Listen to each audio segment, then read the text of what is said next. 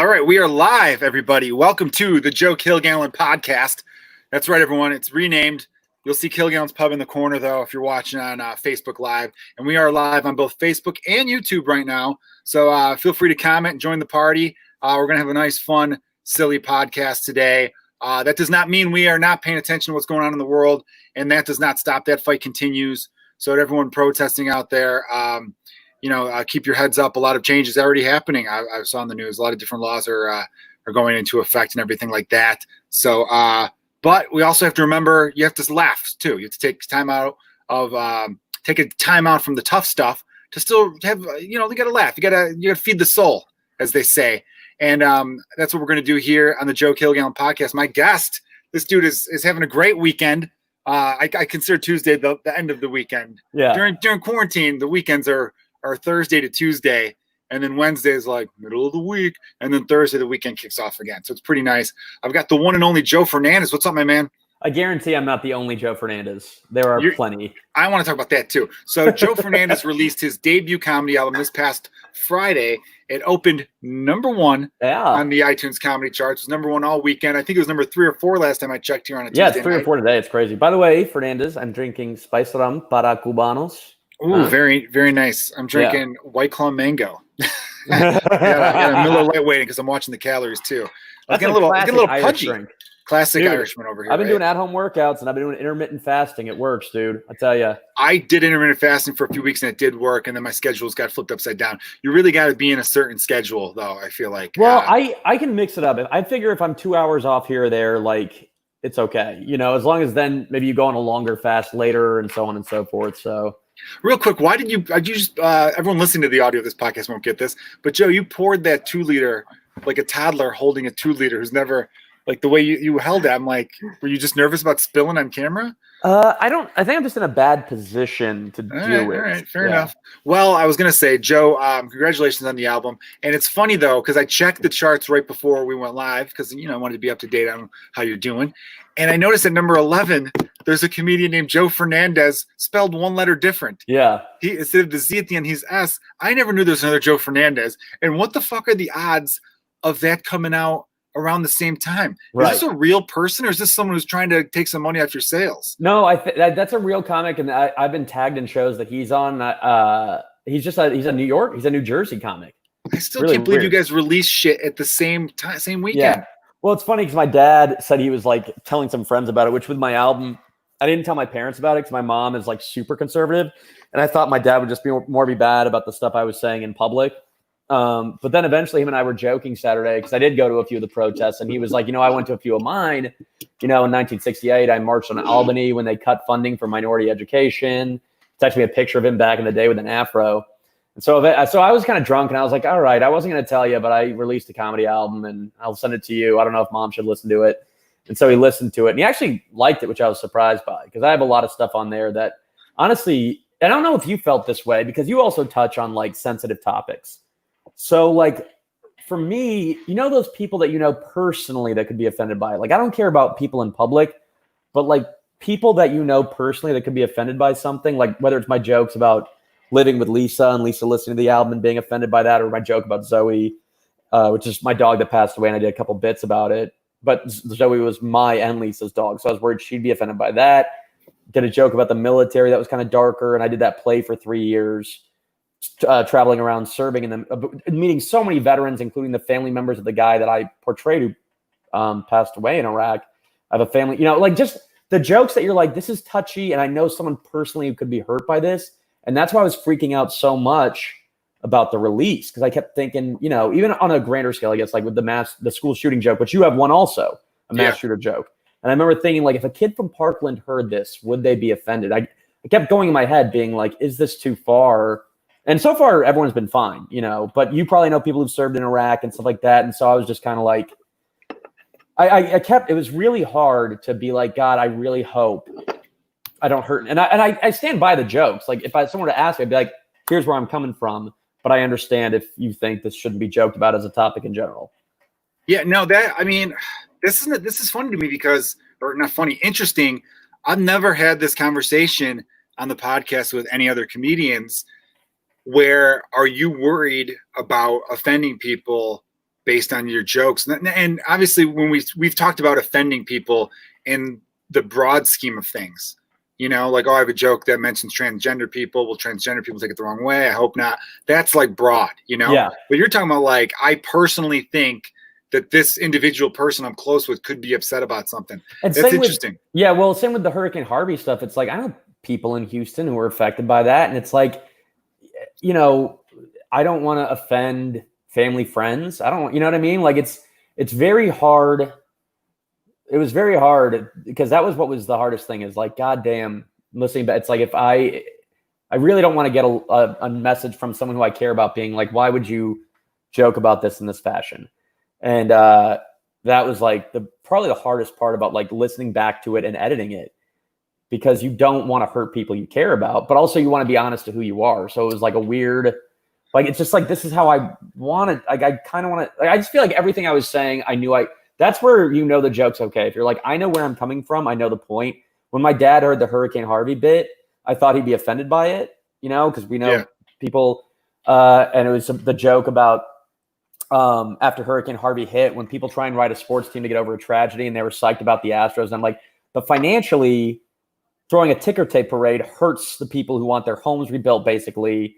And I thought my dad would be offended by that joke because I kind of get a little dark at the end of it, and he was fine with it. So I think I may have just worried too much that people would get where I was coming from. Which, by the way, you can see my Cheaters blanket right there. Nice. And I got move it over a little. My like Cheaters mug. You might as well have some City Pride. Like I got all my Chicago Cubs stuff in the background. Yeah, dude. It's been. I tell you, it really sucks being the. I saw your tweet, by the way. That is a good one, even though it does. It stings every time, dude. Our one title has to have that fucking asterisk. I know. We'll talk a little bit about your Astros and that big scandal a little bit, because Major League Baseball, who knows what's going on with them. We'll get to that in a second. I did have a joke on the album. Actually, I released everyone on YouTube in clips, my latest hour, as a comedy special, but it will be released as an album as well. It'll be available on iTunes and Spotify. And it didn't? I don't care. No, I haven't released it yet. I just released it. I released it exclusively to YouTube because I wanted all the traffic to go to YouTube. But then I had some friends on YouTube being like, hey, I want to listen to it too on the way to work. I'm like, oh yeah. I mean, I was eventually going to, I just didn't feel the need to hype it as much. I don't know. It'll be coming. Does it hurt with selling it at all? I don't know. I don't really care that much about it, man. I do. I mean, I want it to sell really well, but I have a theory, and Joe, you don't mind me sharing this with people. You were very nervous or anxious or something going into your album release. You were worried you'd done things wrong in promotion, and you were stressing, your shit, man. You are. I don't know how you know all this shit, but you are smart as fuck when it comes to that stuff, man. Thanks, man. I just a lot of failing initially. That's how you learn shit, right? You fuck it up the first time around. But no, I was editing my album and putting in the tracks and all that kind of stuff. And you're right. You're re-listening to it and you're thinking, oh, who's this going to piss off? As I was listening to mine, I'm like, this is like the best comedy. So I don't care who it makes mad because it's on such a genius level. That for a second, you were like looking at me like, well, yeah. I was like, huh? I gotcha. Yeah. No, I'm kidding around. Obviously, I have one joke where I'm like, damn. But at the time I wrote it, it didn't imply, and I got a friend who went through something that I thought, oh, maybe he might take this the wrong way. But it's not about an individual. I think most people though who know you are gonna want to buy your album and support it. That's why I was telling you, hey man. Don't beat yourself up over, releasing on a certain date and all that kind of stuff, because the people who like you are going to support it and buy it. You know what I mean? That's how I feel about a lot of this stuff. And then hopefully new people will come along and maybe check it out. Yeah. Here's what I've noticed about, I've released 2 of these things already. I've had people who have discovered me on a YouTube video or my podcast and said, hey, I like your stuff. So then I bought the album. So they do it. Yeah. But most of the people who buy your album, your album's been out for 3 or 4 days now. I would guess 99.8% of the people who have bought it are people who know you and know your comedy. I would imagine 100%. Yeah, 100%, right? Who also buys albums anymore? That's what I was also. I'm like, all this is to support you. Yeah, it's just to support it's all just to donate to the Joe Fernandez Survival Fund, basically. Like, essentially, I mean, people like if you like an artist, you're gonna like support their shit. I mean. I remember when Liam Gallagher had his comeback, I was a big Oasis fan. I'm like, you know what? I like Liam. I want him to do music, so I'll buy the album. Why not? $9, $10. What's that? 2 drinks. You save yourself 2 less drinks for that month, everyone. You go support an artist. And that's why podcasts are great. And YouTube's great because you meet these cool people who actually are supportive of stuff. Lisa Traeger, comedian friend of ours, she had me feeling guilty for not for watching porn for free. You know, she's like, you should be donating to their GoFundMe, not GoFundMes, but whatever the hell they have. Yeah. What do they got? Their Patreon? Yeah. Their Patreons? Maybe. I don't know. I've only written like 2 or 3 bits during the quarantine, but one of them is about how I don't like watching porn, and now I've had to because I'm just out of memories to jack off to. I just have no memories left. I don't even know how sex works anymore. You weren't a porn guy before quarantine? It's too unrealistic. Like, that's what the bit's about. It's too unrealistic. Like, it's so clearly fake. But then my bit's like, you know, I'm glad I didn't have it more readily available when I was growing up, because then I'd have a warped perception of sex where a girl comes up to me at a bar, just like, you want to come back to my place? I'd be like, I can't. You're not my stepsister. So this isn't going to, you know how sex works, you fucking idiot, you know? Dude, what is with the stepsister stuff on porn? I don't get it, dude. There must be a lot of divorced kids from divorced marriages that just have hot stepmoms or hot stepsisters. I don't understand, like, how there can be this, like, that is like the only genre it feels like. I don't. Thank you for putting that at the bottom. I got you. Like that? You like that little cool. By Joe's album? Everyone, I'm on StreamYard now, so I get these little cool things I get to do. Let's check in with some people real quick. I like everyone commenting here. We got RainDog38. We got Ron Grant here. He says, I found so many cool people through podcasts, through comics and podcasts. Yeah. You know what? Let's not go subtle. What are we doing here? Hey, what? There we go. Oh, yeah. See? Makes it look better when it shows up. I don't know why I was going all weak about it there. Yeah, man. So thanks, Rain Dog. Ron Grant, thanks, man. He says, cheers. Comedy helps the world get through the good, bad, and the ugly. You're damn straight about that, my friend. The ugly? Ooh, right? I like what he did there.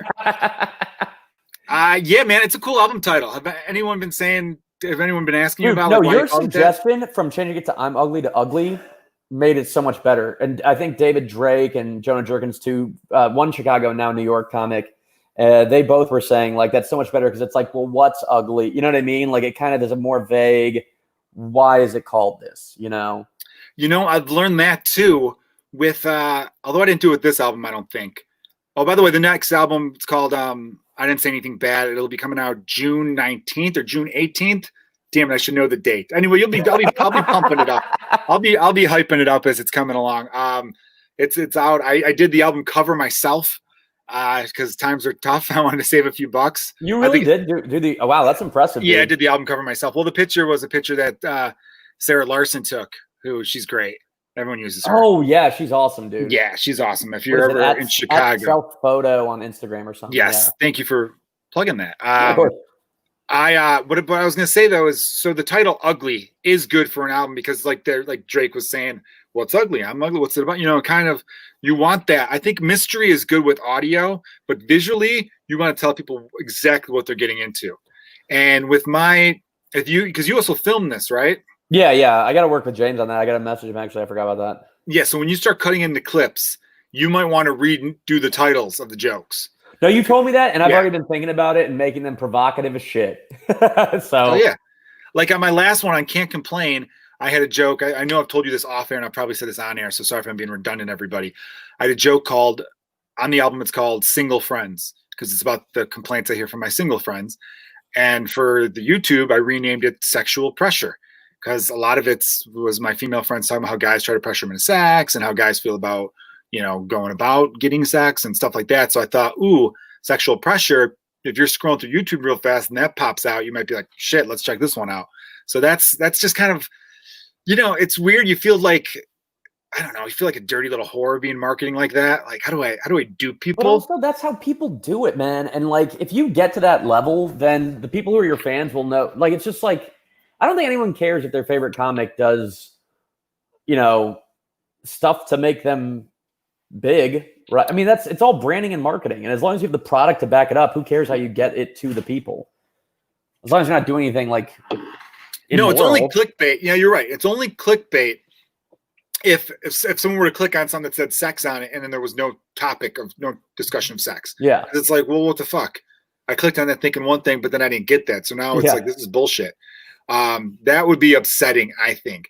But if the joke is about that and it made you click, and if you like it, I wouldn't give a fuck. I know if I'm scrolling through and something makes me, if the thumbnail pops a certain way, I wouldn't feel like, oh, what the fuck, Dude, like, by the way, I just realized when you said sex, it made me think about like, do you think there's any like, but do you think there's any like gay porn versions of it where it's like stepbrother fucks stepbrother? It's like two stepbrothers banging each other. Wait, why are they both stepbrothers? Oh, I get it. It's just so funny, the idea of a stepdad and a stepbrother, or like whatever it is. Like, it's so, because I'm sure that is not a thing in gay porn, right? It can't be. Someone being attracted to their stepbrother and the stepbrother. Dude, I don't know any of the trends in gay porn, man. I don't know any of them. I don't have a lot of time, so when I do get to take care of myself, what would you do with that time? Look up gay porn subgenres. No, I can't believe. I liked your joke about how you're going to porn because you forgot your memories. It's been that long, but I'm surprised. I mean, dude, here's my tip for the people watching. The new porn videos I do like, PMV. You know what that stands for, Joe? No. Porn music video. What it is it's like a song. So you could get a song that's like popular, and they're usually like, dance songs with like a beat to them, So you have like what's that? Billie Eilish, that song "Bad Guy." So I don't know Billie Eilish. I didn't even know who that was till like I think they won a Grammy or something like that. Several Grammys. She's like 18 or 17 or some shit. I didn't even know it was a girl. I thought it was a guy. I could see that, Billy. It makes sense. Yeah. I only know the one song, and I think I know like one other one. But anyway, I'd heard of her at least. What are you in a bunker there, Joe? Dude, honestly, pop culture, no idea what's going on. Don't know who's popular music-wise. It just, everything's over my head. I forget who it was. Someone Danny Ocean, is that a person? Right? I just found out about whoever that was. That's a famous person, apparently a musician. Danny Ocean is from fucking Ocean's 11. Then it's someone Ocean. I can't remember who it is. I think it's Billy Ocean.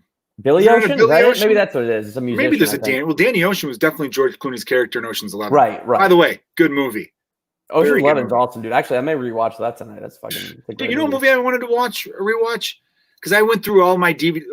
Not bragging, everyone. The wife and I got a new TV, and so the TV stand we had, I was like going through some stuff because we were gonna move the one thing out of the way anyway.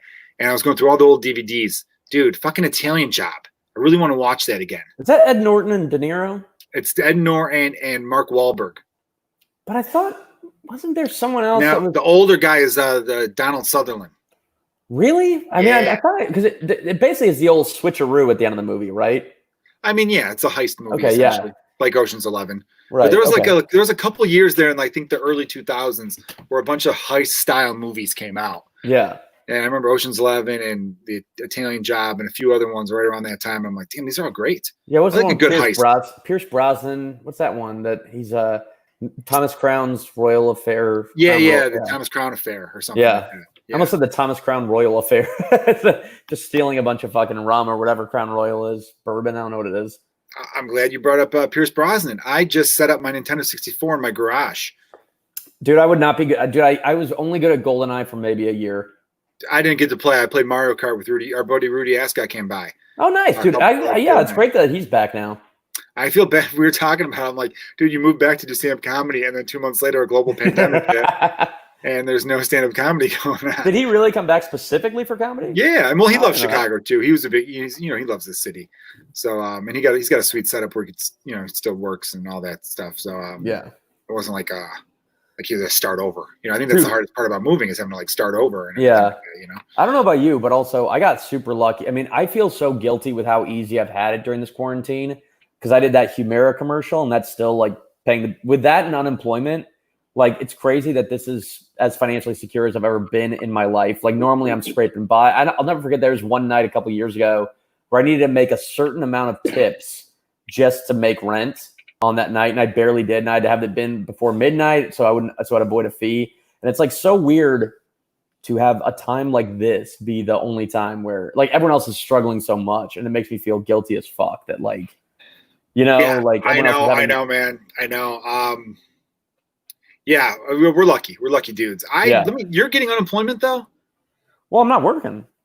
Well, here's what's killing me though right now. I'm sorry. I mean, this is where I am 100% becoming more and more lockstep with libertarian and Republican ideology as far as like how government is ran. Yeah. I am struggling to get through to Illinois' unemployment.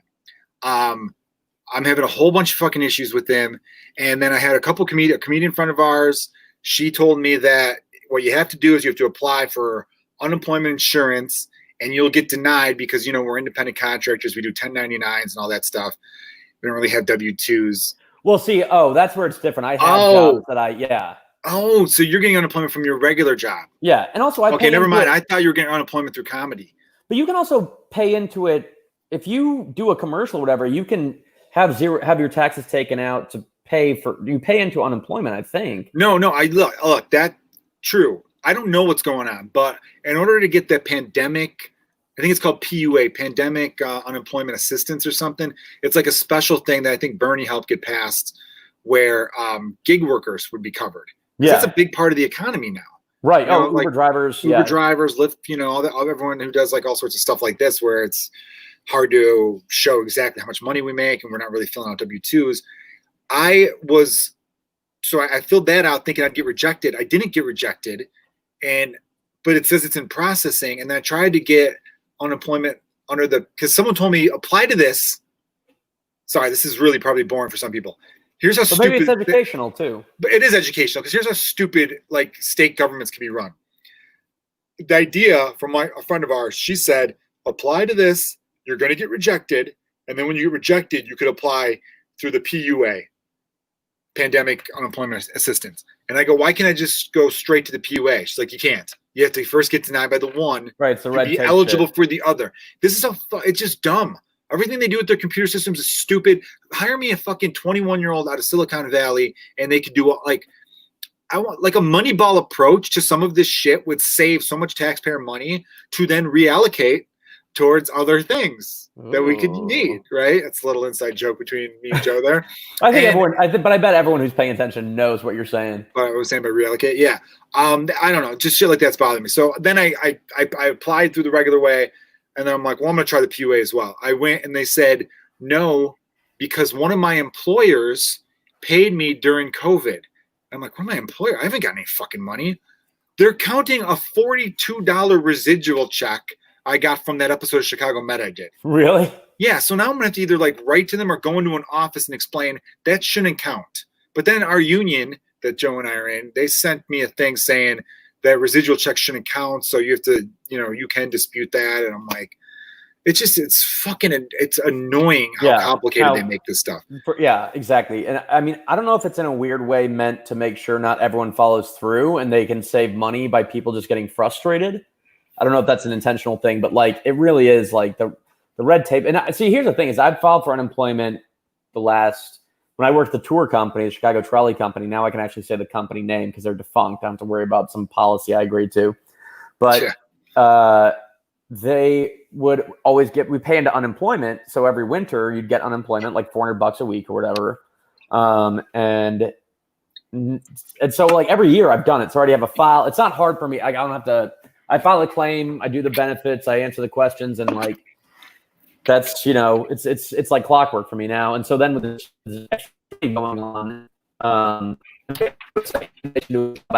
year where I was working at a company that sucks ass. I don't know if I'm allowed to. I don't know how it works with getting sued or getting in trouble for defamation, but defamation for a company that doesn't exist anymore. I think you're okay there. No, that's Chicago Trolley. I'm talking about a job I had last year for a year. Oh, I see. And, yeah. Oh, okay. I mean, your audio actually went out for a brief second there, and you froze, but you came back and you look so nice. And you're what do we call those? Because I know let's just call it a streetcar named Desire shirt. Yeah, because it's not. Is it a tank top? That's the only thing you could possibly call it now.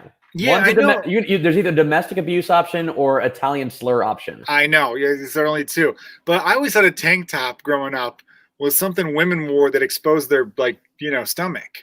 Right. Like I mean, you could call it an undershirt in general. Just an undershirt, a sleeveless undershirt. Because if you call it a dagger tee, or wife beater. Yeah, I mean, both are. But like, it's so hot. They're funny though. Come on, they're a little funny. What? I know they're a little funny. It's a little funny to call it a wife beater and a tank top. Yeah. Because you picture that dude. I picture when I hear wife beater. And again, beating your wife isn't cool, people. All right, you fucking idiots. I can't believe I have to say that, but you have to. You picture. I remember being like younger when I first heard like, oh, they call that a wife beater. Thinking of like freaking what's that? The Honeymooners, where he comes out Ralph like Brandon, you know what I mean? he Yeah, constantly like threatens. Yeah. yeah, I'm right to the moon, Alice. I don't know. It made me like laugh a little bit. Now, if I saw someone beating their wife, that would not be funny. And then Dago T, I would still laugh at because my high school had a lot of like a little Irish and Italian rivalry going on. So, it's funny fun. You say that. So I have a buddy of mine who's Polish who listened to the album, and I had a joke that kind of plays on Polish stereotypes, and he was too dumb to understand it. Oh, baby! So that kind of leans into my point. Polish, Irish, Italian. For some reason, the only ethnic groups you can still like rip on, and it's like that's fine. You want to do British and French too, I guess. Yeah. All the white ones you can make fun of. Yeah, you do. Which I get why, and it's we're not bothered by it. That's why I want equality. Damn it, we got to get together sooner so we can all do ethnic voices. Yeah, I want to be able to really trash everyone. Not really. I don't even have jokes like that. I do have jokes where I have one joke that it's called on YouTube Mexicans, Asians, and Blacks. And it's specifically to be provocative, Mexicans, right? Blacks, and Asians. Well, no, I mean I talk about how. No, but the title is meant to get people's attention. Yeah, absolutely. The title is meant to, but it's not a lie. I mean, I mentioned those things, but saying those three things is not insulting. That saying those things is what I meant, like those topics. Yeah. Dude, you really can't, man. It's so funny. I was talking, I'm on a text thread with my buddy Bridenstine. He might be listening. Who knows? He's a good dude. And I talk about how typos, when you talk about certain topics, can really get you in trouble. Oh, yeah. I was sharing this thread. Kevin Bozeman, who's on my podcast, everyone, great dude. Look him up. He's really funny. He's posting a lot of stuff on his YouTube channel too right now. Kevin Bozeman, check him out. He shared this Twitter thread of this dude who just explained all this stuff real well. Black guy talking about like all the stuff that's going on, and it was really eye-opening and made so many great points and really just illustrated a side of things that some of your friends might not get because they just live in a world where they don't know. Ryan Grant yells Stella. It's funny. Anyhow, good reference. You got the white beater as Stella. Good reference. All right, no, streetcar named Desire reference. There you go. And I retweeted it. And as I was writing, I'm just going what am I caption for the retweet or the quote tweet? I was going to write, "This is a fantastic thread," but autocorrect made it threat. This is a fantastic threat. So it almost sounds like I'm saying like, what a fantastic threat. Like, fuck yeah, kill Whitey. But it's like, no, yeah. And then I had another one where, I can't remember what the typo was, but it was bad. And my friend of mine, he shared it with his African-American wife, and they both laughed, going like, that's fucking hilarious, because right away I'm like, fucking typo, Yeah. Anyway, it's fun times we're living in right now. We're the smallest thing, dude. And taking things out of context, man. I mean, you saying the talking about those things, you get big, and then it's like he called Mexicans and Asians things. It's like that's not what you meant at all. But no, of course not. Well, also people have to understand too that right now we're living in a world where there's the most content ever. So there's going to be slip-ups. Right. I mean, I remember early on even sticking up for Trump in a sense by being like, yeah, the Kofifi thing was weird, but to talk about it for 2 weeks is just kind of lame. Oh, for sure. Yeah. It was just kind of like lame because there's bigger things to focus on. And yeah, just like little stuff like that. I was like, all right, got it. You nailed them, you know? Yeah, it depends. I don't know. If I see someone making a huge, big piece of shit point, sometimes it's fun to be like, you did your wrong, you fucking idiot. Like, it's fun a little bit, but yeah, there's definitely. Well, no, at some point you have to. I mean, that's your thing, and I will say when also on top of which, like the hack responses to when someone gets canceled. Like, let's say someone lets out an apology, and I saw this a lot with some comics who got canceled for jokes they did or whatever, and someone's like, "Oh, I apologize, and I've become a different person in checks watch 5 years." It's like, yeah, in 5 years, someone can change a lot. Yeah. Like, are you kidding me? Like having a hack. Like, I hate when people use stock lines. Like, so on my comedian page, actually, I have a friend of mine who works for Facebook, and she is boosting the post. And there are a couple Trump people who didn't, so half the sales are going to Common Cause, and a lot of my big post was about how it's about fighting voter suppression, more equal representation in government. So there are a couple Trump people who commented. One person wrote, "Can't wait to not listen to it."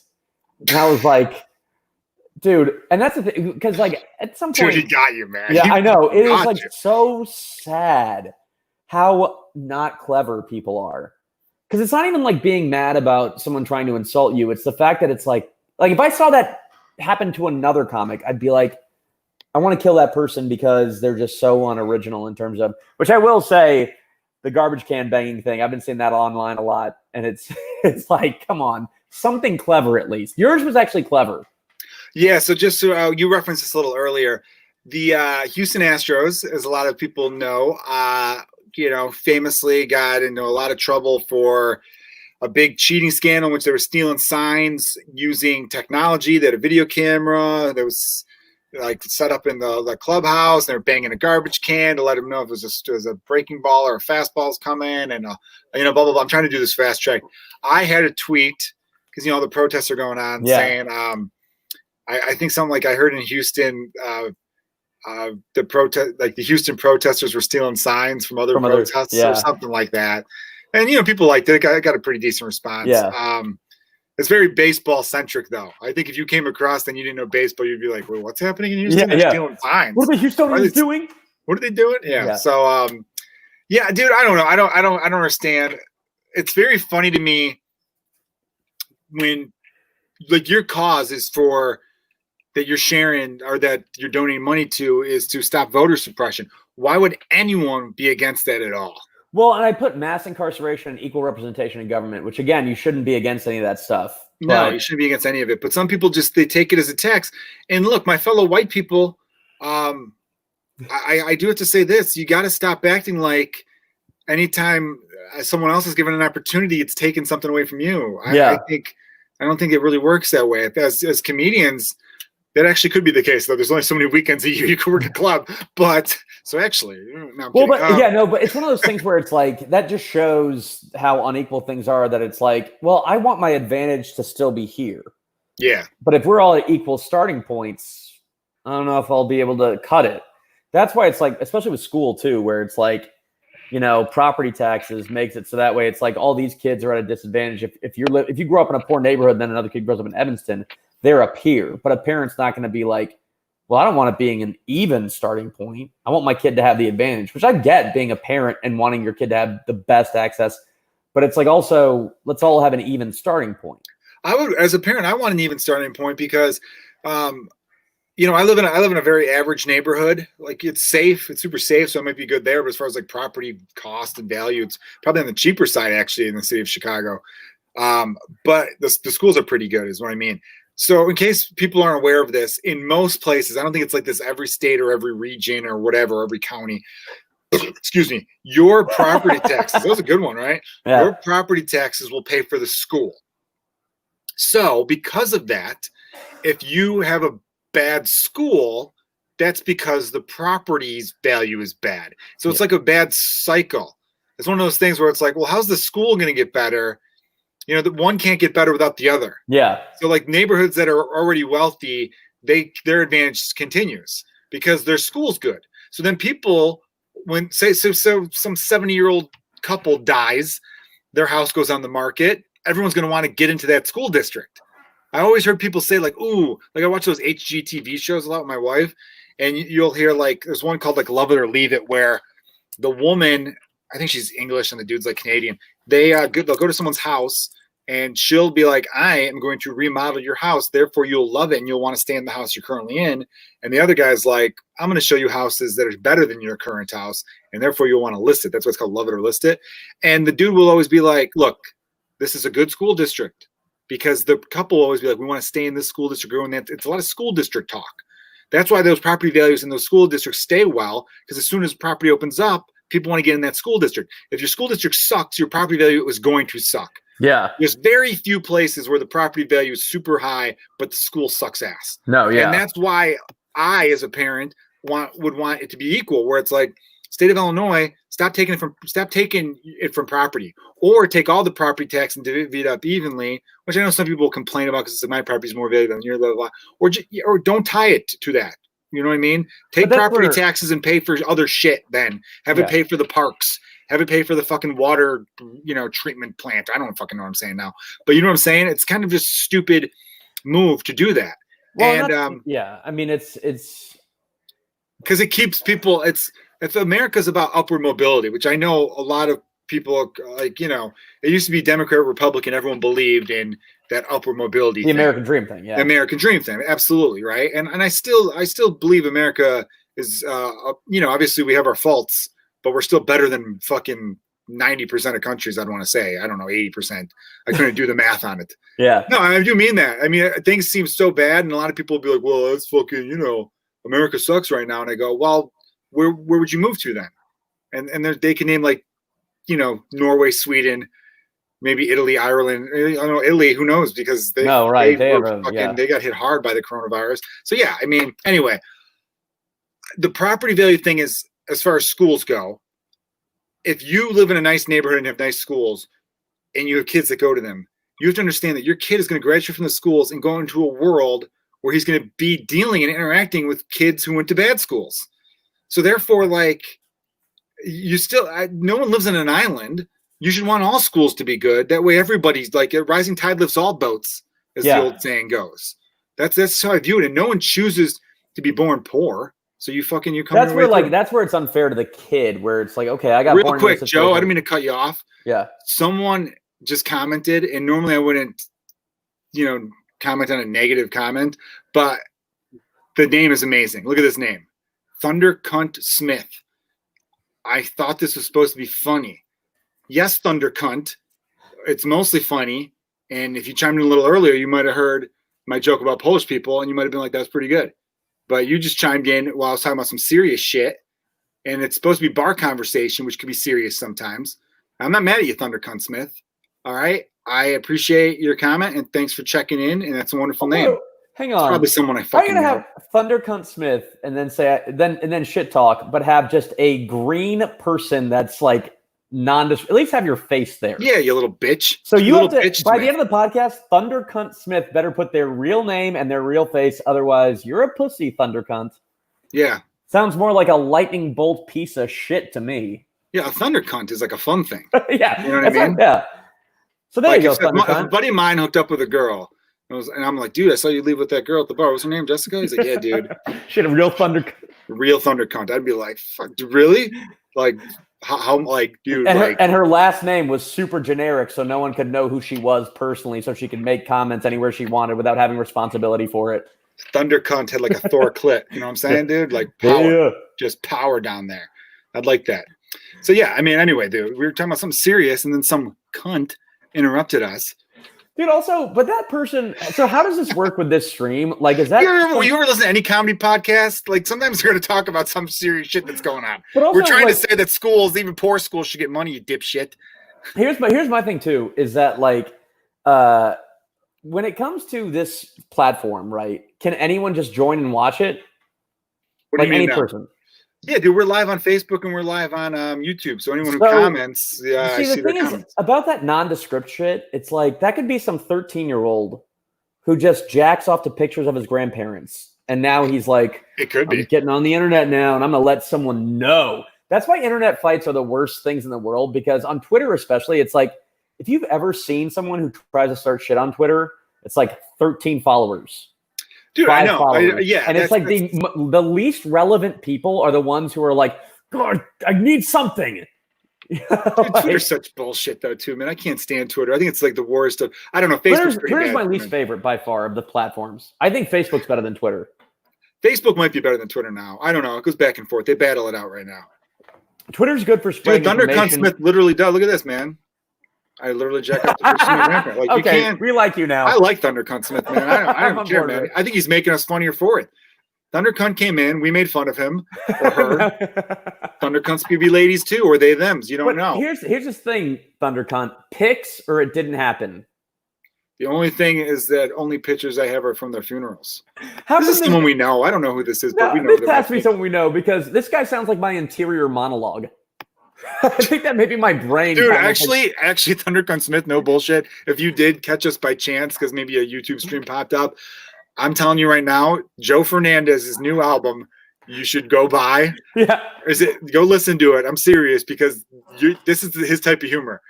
This is Joe for dude. This is like if you're an evil twin, it'd be Thunder Cunt Smith, Joe Fernandez. Thunder Cunt Smith, seriously. He Joe sounds like Fernandez. Master Jenkins' wife.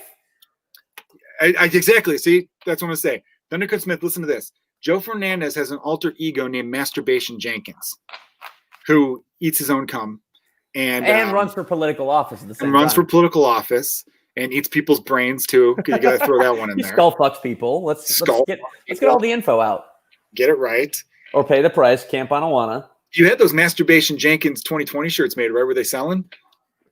Dude, the amount of people who wanted them, it was a little surprising. I mean, it wasn't like a lot, but like more than one is a lot to be like, hey, give me that character you have that eats their poop and cum and runs for president. You know what I mean? Like I had to mail out a few of them, and I decided to do like little thank you notes with poop smeared on them, which is pudding. Could I mention this, man?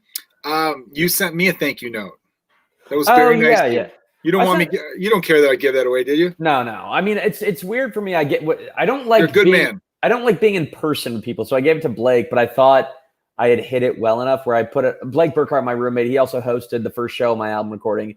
Great so host. I figured, he did a great job. No, I think he's one of the best hosts in the city. Yeah, and it's weird because he's in the other room, so it sounds like I'm just saying he's a piece of shit, and I didn't say that. Hey, Blake, you're a piece of shit and you're ugly, huh? He said his ears are burning, but that's because he has herpes in his ear. Nice.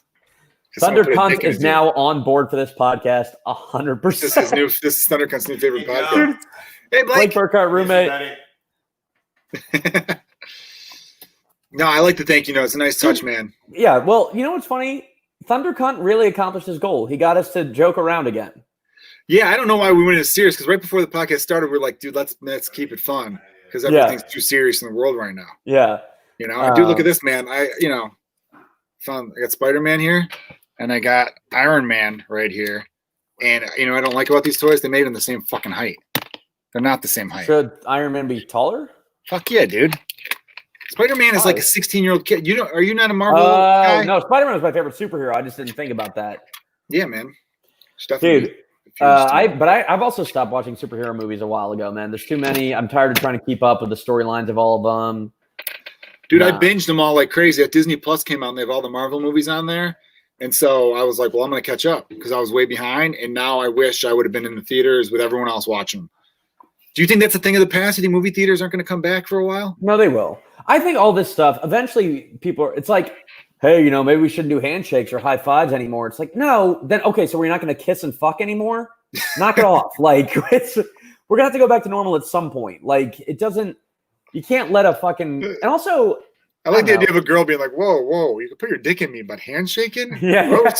Gross. But that's paying attention? Yeah, just human affection and people being around each other has to happen again. Otherwise, the coronavirus and the terrorists win. Yeah, I thought like that Dr. Fauci guy was saying maybe the handshakes are a thing of the past or whatever. Okay, the elbow. The elbow's not bad. Elbow, fist pump or something. I don't know. It's weird that germaphobes had it right with the handshake fist bump thing. Like the fist bump, I think that's the only thing I'm okay with. Fist bump, yeah, I'm totally okay with that over a handshake. I do a blow up. I do a but the thing you mentioned. Hang on, Joe. I do a fist bump, blow up, and then I have people running to try and save their lives because of the explosion that blew up their home. No, there you go. It's complicated, but if you're in the circle, you'll love it. Yeah, man. Everyone's got their own little inside. I used to have so many secret handshakes growing up, man. Well, and so and that's the other one is the one that's the bump fist, the explosion, and then you scream as you hear the people dying in the fire. Dude, Thunder Cunt Smith's on a roll. Look at this one. It says, I suggest smelling one another's asses like dogs do. Hang on, that's gotta be Nolan. That has to be Nolan. I feel like it's Nolan Rafferty, owner of Galway Bay Pub, but I don't know. Which, by the way, buy their glasses and T-shirts. Their glasses are really cool. Me and Blake got 4 apiece. We got 8 total. Oh, we gave a couple away to friends. Dude, send me a link to that. I was trying to find that. I want to buy those too. Yeah. I'll look it up. I'll find it where it is. But Galway Bay is a fucking sick bar. Open up your patio, Nolan. You got a little area. You can have like 5 people in there. Yeah, it's small, man. I like that little area because when I used to work the door there, I'd work that backside door, and then he would come by, and I would just kind of like half dick around and talking to him and stuff like that. Dude, by the way, Thunder Cunt swears he doesn't know us. All right, Thunder Cunt, you don't know us. You don't know us. That's fine, man. All right, it's fine. You don't. But you know what? We're saying we'd want to know you because you seem like a fun guy. I'll be honest. He turned this around. We were talking about property taxes, and now Like, I'm I glad gotta we give him stopped. credit, dude. I'm glad we stopped. I am, But fuck them kids. ask him where Thunder Cunt comes from, and is it a family name or is it? Yeah. Like, does he have a grandma named Thundercunt? And why go with Smith? Like, that juxtaposition is weird. Like, the most insane name, but then let me go with the most generic white name there could be. Dude, we're both named Joe. We can't talk about names. No, I know, but maybe like Thunder Cunt Pterodactyl fucker. Pterodactyl. Yeah, make it even. You can't have Thunder one, Cunt Joseph. and then Smith. I don't know, man. What was I saying just before that, though? I had a point before Thunder Cunt came in real swift with that, with the whole thing. I gotta give him credit, though, dude. He did get us back on track to being funny again. Yeah. Or at least relatively. I don't know. The handshake thing. There we go. Now I remember.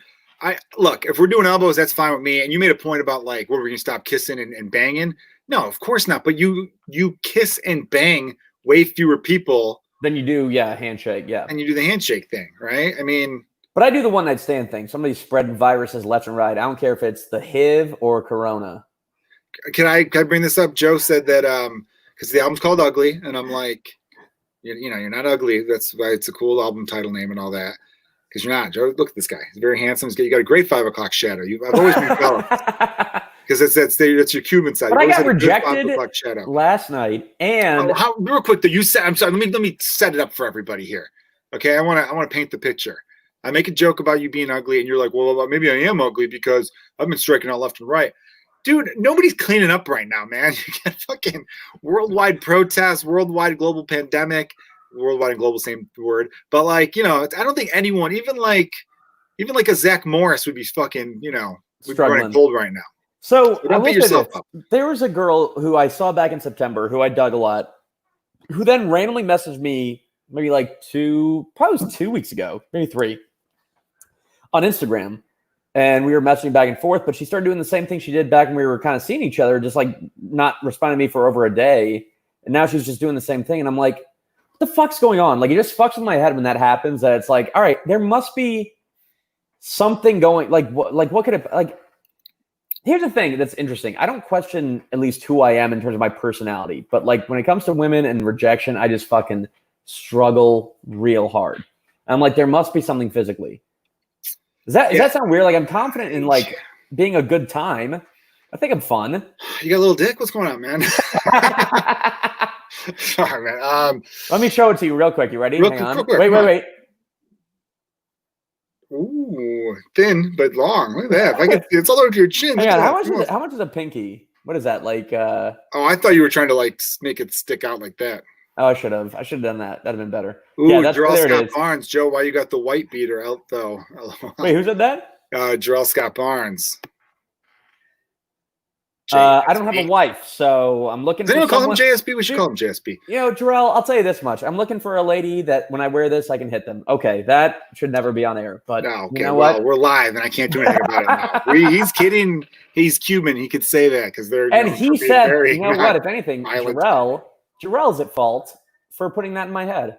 Yeah, I agree right there, man. No, dude, with the whole, if a girl doesn't like, dude, you understand, you don't know what's going on with these women right now. So you have 2 women who haven't hit you back up like in a timely manner. Come on, man, you know what's going on. I know you're a good looking guy because people tell you're a good looking guy. You should also know you're a good looking guy because I've seen the women you've hooked up with. Top notch, man. Very top notch. You've done very well for yourself. But then why blow someone off? It doesn't make sense. I don't know. Maybe they got diarrhea. Right? For 2 weeks? Yeah, man. You don't know, man. You've never had 2-week long diarrhea? You never had the Rhea for 2 weeks, man? Come on, dude. I've seen the way you eat. And especially 3 months without. That was the other thing, too. I had something that ended in March with a girl, and then she got a boyfriend like a month later during quarantine. I'm like, how the fuck did that happen? She went back to her ex-boyfriend. She didn't get a new boyfriend.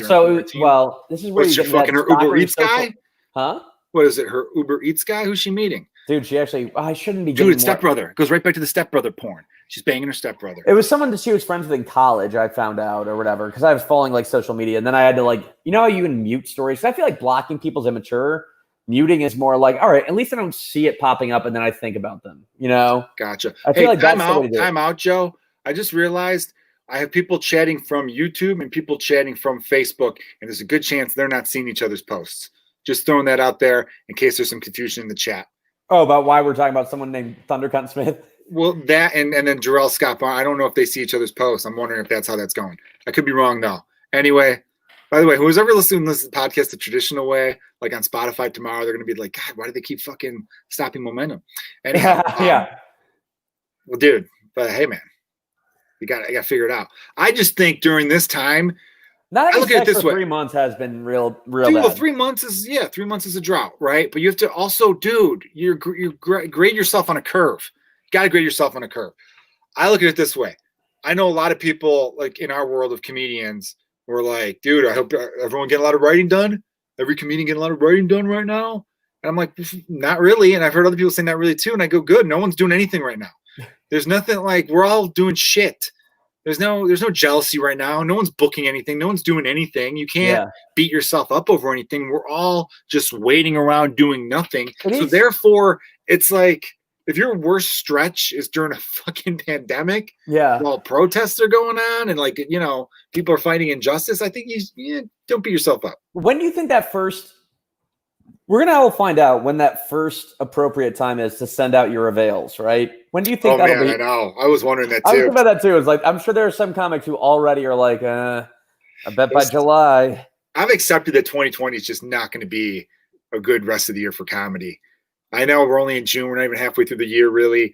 Or maybe we are halfway. I don't know how math works. But I don't know. There's a couple clubs in Wisconsin that I've worked that I'm thinking, oh, man, I'd love to hit up Skyline and Appleton and be like, hey, what's going on?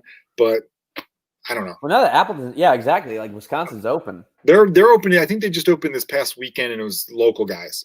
Dude, no, well, I mean, but like Wisconsin in general, like the bars are open. Oh, yeah, bars are open. This is where the selfishness is coming in, where you're like, it's been 3 months. I kind of could go for going to Milwaukee and going to Wolski's and going to a bar, man. It's going to be hard to not, you know.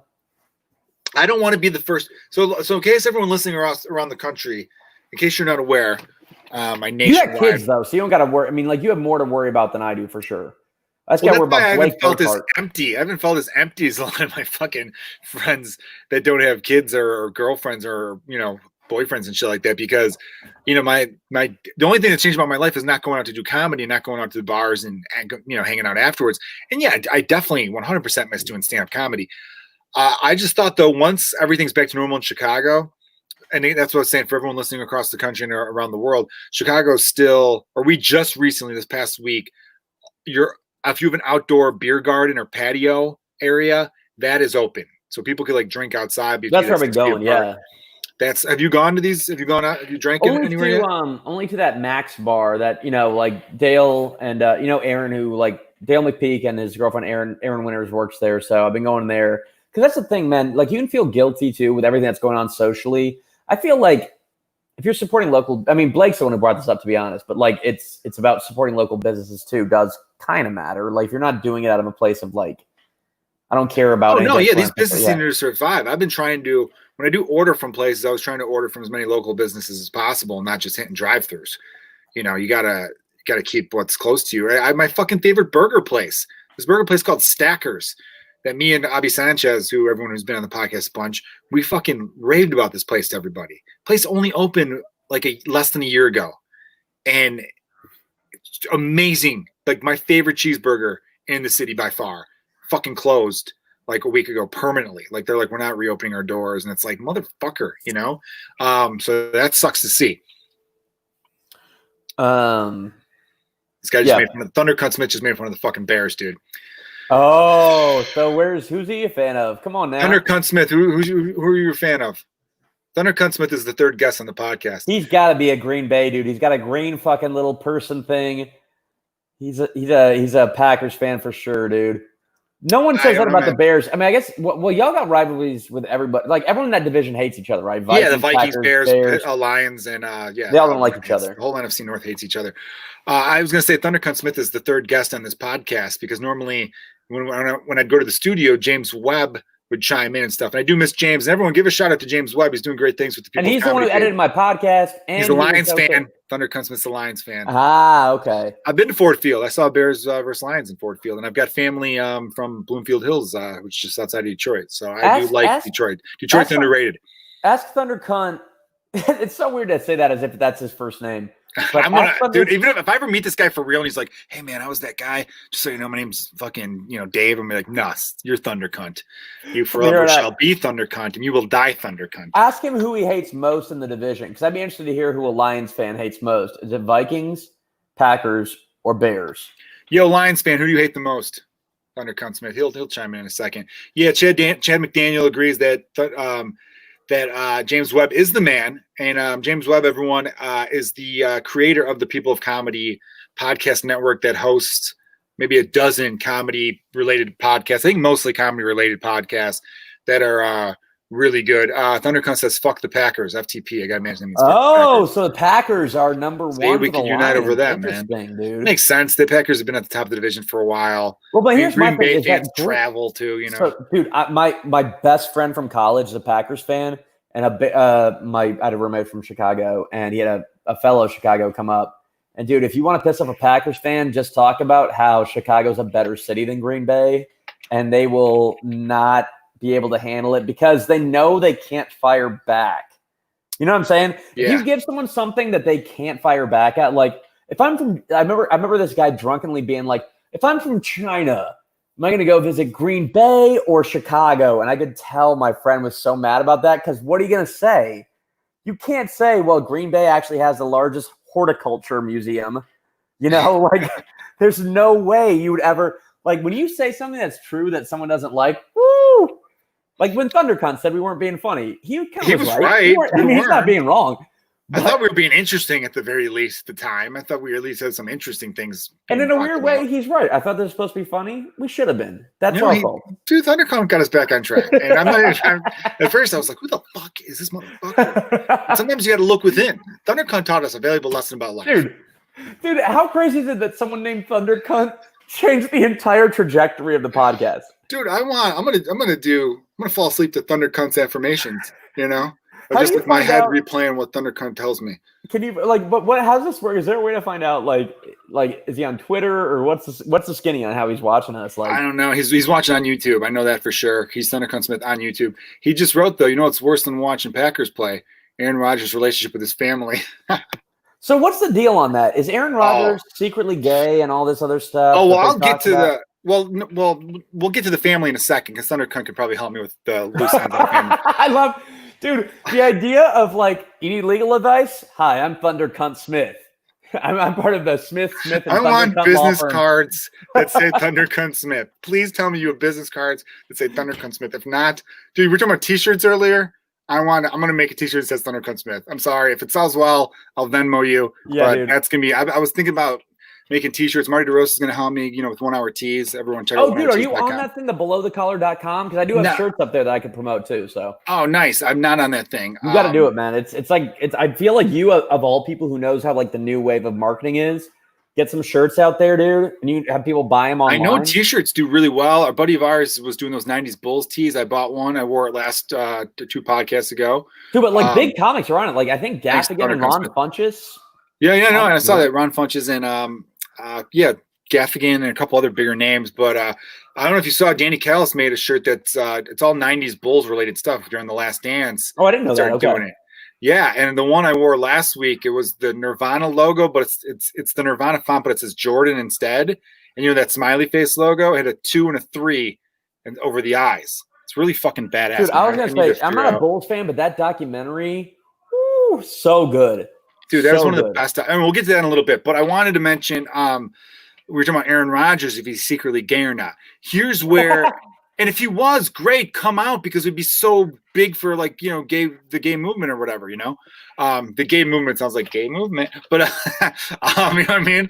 Well, because I used to have a joke about it where every gay athlete that came out sucked, and there needs to be like a gay guy in charge. Who's good? Because I don't know if you know. Well, so like Michael Sam was probably better than they let on, and maybe he didn't get a fair shake. But the first gay NBA player was a dude like that Collins guy. He just retired. He was averaging 1 point a game. Yeah. Then there was a baseball player in the minor leagues, not even at the MLB level yet. So there needs to be like a gay dude in charge who's like, "Hey, listen, man, we appreciate your bravery for coming out, but have you seen? Dude, you're hitting 190, motherfucker. Yeah. You want to like work on your swing a little bit? You're only in Double A. You're young." The one that's about the creation of the high five, actually, where it started was Dusty Baker. Yeah, I heard when they the Los Angeles Dodgers. I don't know what year it was, but 70s.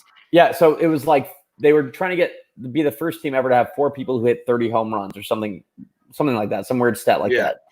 And on the last day of the season, Dusty Baker did it. He made it so that way everyone had 4 people had 30 home runs. He gets in the dugout, and there's a player who held his hand up, and Dusty Baker just grabbed it. And high fives are like strictly American. Like I went to a buddy's wedding. He married an English girl, and they were like, yeah, high fives. That is just something you Americans do. And the guy who created it, basically, who had his hand up that Dusty Baker grabbed, was a player who they all were like, oh, he's gay. He just couldn't come out about it. Chad McDaniel, that is a good bit. That is so funny. I can't sing, everyone. You know that. But yeah, dude, that's fucking crazy, man. It was all just happening. The history of the high five. His hand up, and then Dusty Baker. If you can find it, it's like every great thing is an accident. Yeah, it's a 5-minute 30 for 30 thing they have online. 5 minutes. Oh yeah, those little mini ones. Yeah, dude, every great thing's an accident. Viagra accident. They were researching heart medication, and the side effect was boners. Is that right? I'm serious. Yeah, there was a whole movie about it with Jake Gyllenhaal. Both of my kids accidents.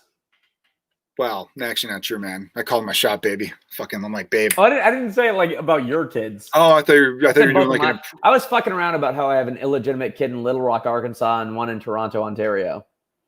I would love to have illegitimate children in other cities that I don't care about. There's an old rock and roll song where it's like, I've got chicks all around the world, and he's like naming cities that he's banging chicks in. I don't know how that one goes. But Aaron Rodgers, here's some proof, though, for you, everyone. Here's a little interesting tidbit. So a good friend of mine who's actually on the podcast a few episodes ago, Megan Gailey, she did Montreal Comedy Festival Just for Laughs, I think like 2015-ish, I want to say. And I don't think it was at a show she was on. It was at another show. But Aaron Rodgers and his girlfriend at the time, the smoking hot Olivia Munn. Big fan, man. Big fan of Olivia Munn. She's so perfect as Psylocke in X-Men Apocalypse. Hang on, let me figure this out. I gotta have my plug my computer in, but I think it'll be good. I'm at 5. Oh, I'm at 5%. So let me just hurry up. I'll just talk about Olivia Munn, everyone, dude. Earlier, Fernandez was talking about not being able to masturbate. Newsnight, right? Newsroom. Newsroom. She was good at Newsroom. She was hot. like smart. She was good at math. She was like sexy though. She knew she was hot. You ever see? She's topless in a couple movies too. She shows them. Is that right? Yeah. He was like one of my top celebrity crushes back in the day, man. Dude, she's kind of funny too, man. There was a good sketch that I'll like tweet the link out. Everyone follow me at Joe Kilgallon on Twitter, or I'll post it on YouTube. I could post like I could share a link. I think like if I make like on YouTube now, you could post like a picture, kind of like Instagram, I guess. Anyway, it's called Where Them Titties Go, because it's this dude. I can see you in your underwear, man. What's going on, man? Oh, for real? Yeah, the fucking whole camera's right down. Wait. Let's pull it up. There we go. Yeah, for real. So, that's kind of how it works now. The lighting's not bad, man. I gotta start telling people. At least you like cared enough to put on lighting. I've had some guests where they're like in a dungeon. I'm like, dickhead, we're on cameras here. I know, man. we're on camera. Yeah. All right, that's fine, right? Yeah. See how far I can go. There you go. Okay, so I'll reach. Where them titties go? The dude. You ever watch Broad City? The one guy who's like her gym, like works at the gym she works at in Broad City. That actor. Anyway, I've never watched Broad City, to be honest. Pretty funny show, man. But he's like this guy, and he's dating a girl who it's Olivia Munn. She's the girl in the sketch. It's like a 3-4 minute fake trailer. It's a fake trailer for a movie, and she's got great boobs. And he's looking at all these pictures of them together, and he's just like looking at her boobs, and he goes to sleep thinking about her boobs because her boobs are amazing. And then he wakes up one day, and she appears flat. And then he looks through all these pictures, and the cleavage is gone. And he's like, "Where them titties go?" And he starts like asking her questions, and he's just like a dick about it. And she's like, "I don't know why you're being so mean." And he's asking everyone, and then all of a sudden, like someone starts to leave clues, like, "I know where them titties went." And it's like, so then the whole idea is like the movie's called "Where Them Titties Go," and go to wherethemtittiesgo.com. Wait, Olivia Munn is in a movie like that? It's a fake movie. It's a fake trailer. Oh, if I could play it right now. God damn it! This is why I need to be Joe Rogan, everyone. I need to get that young Jamie. Play the video. Now this is similar to we did that interview for Stewart Talent where I was like kind of not paying attention and I was answering questions that were meant for you. After that interview, I felt so. I'm trying to fix the lighting here. I felt so embarrassed because I just was not paying it. I just wasn't paying Just so everyone attention. knows, Joe and I have the same agents. And our agency during quarantine was like, all right, well, we should do some cool stuff. And they did a really cool thing where they had Colt Cabana, who's a fucking amazing pro wrestler. He's with AEW. He just wrestled Chris Jericho, everybody. So Colt's a friend of ours. He interviewed us about like stand-up comedy because like I think Stewart only reps like maybe like 8 stand-up comedians. Yeah. And it was like it was like, how'd you get into stand-up? What do you think of stand-up? What's like where's the future of stand-up? And just all these questions about like our philosophies about comedy and everything like that. And I don't know why you would have felt anything but normal. I thought you were good on that, man. Oh, really? I always feel like other than honestly, your show is the one I feel most comfortable on because we just know each other so well that it's not like I'm not concerned about you being like worried about what I'm going to say or being like, oh, you shouldn't have said that. You know what I mean? Like it's kind of like we are on the same page in terms of saying shit. So, I totally know what you mean. But anyway, Aaron Rodgers and Olivia Munn. This is the longest way to get to this. So they were at one of the comedy shows at the Montreal Just for Laughs Comedy Festival. And it's like the biggest comedy festival in the world. And Megan had told me that she had heard from several people that they watched the show. And this was like one of the bigger shows. So a lot of big name comedians were up. Neither of them laughed once. Not once. And so the whole theory was that these two are just like, and it sucks to hear that about her because she seems fun, but like it wasn't a real relationship. And that's why people thought Aaron Rodgers were gay. They're like, is Olivia Munn like his beard, like just his cover up? Like, I'm not gay, I'm dating her. And I don't know, there's just, some, and again, this isn't like an anti-gay thing where we would love for him to come out. It's just like there's been a couple things that were like, maybe. But the bigger fucking thing that good old Thundercunt Smith here brought up was that, it is funny to say, is that he doesn't get along with his family at all. And his one brother, I think, was on like The Bachelor or Bachelorette, I can't remember which one. And basically talked about like, yeah, we don't really have like a relationship. And he does seem like, I don't know, there's something about him that just seems like dickish and standoffish. And I know athletes, like those top crazy athletes, kind of operate on a different level.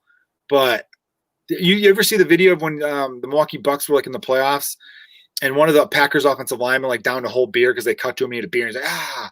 And then like at the next game, Christian Yelich was at the game and they cut to Christian Yelich and he downed a whole beer.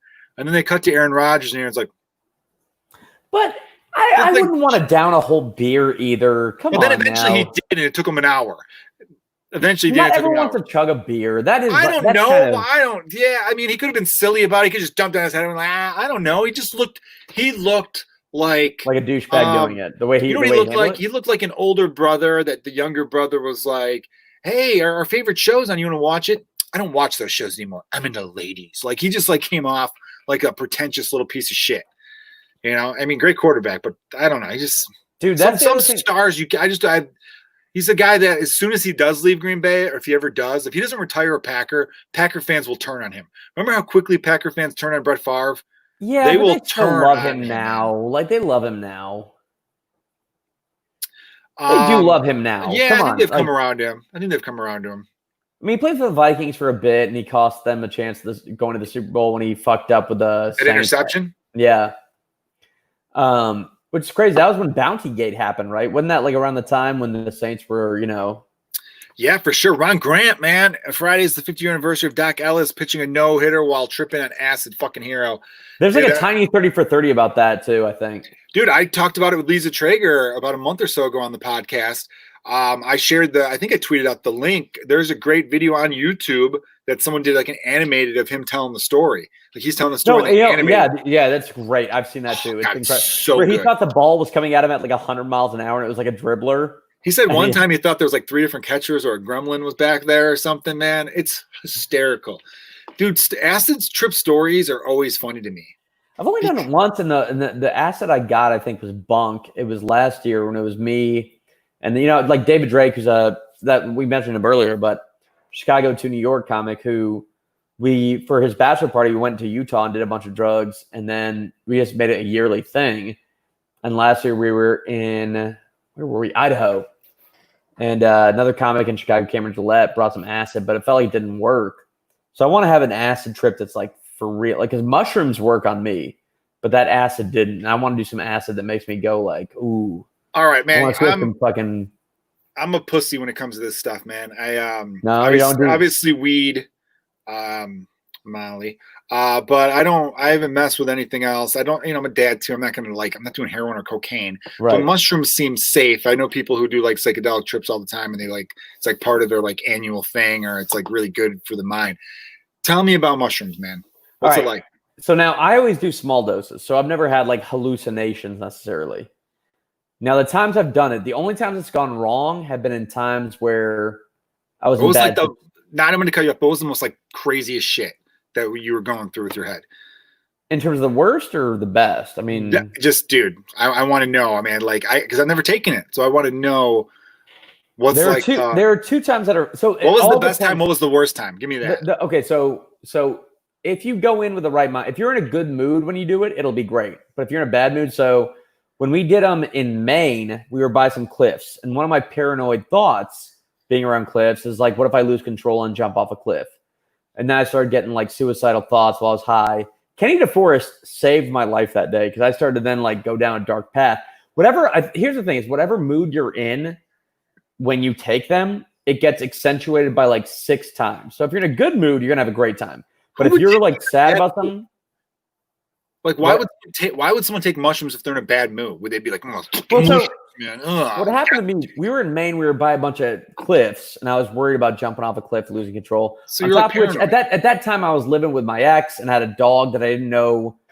I had a dog that I was trying to get adopted, and I could not find an adoption home for her. So I was like, just so everyone knows, though, because if someone's just tuning in right now, they're gonna think you're a bad guy. Joe is the best guy. They found this dog. But he was living in an apartment, and he wanted the dog to have like a real home. So yeah, Joe's a dog hero, by the way, and has raised tons of money for like dog rescue shelters and stuff. I just want to make that clear because it sounded like I was like tossing. Well, no, I thought about it. I've seen on like the live thing here that people are jumping in, and I didn't want them being like a dog I was trying to get adopted, or it seemed like if someone was checking in right there, they'd be like, "Fuck this guy, he's getting rid of dogs." It was a pit that had behavior issues, and I was trying to get her adopted, and people wouldn't take her because she had behavior issues. So eventually, she just became me and my ex's dog after we had broken up. And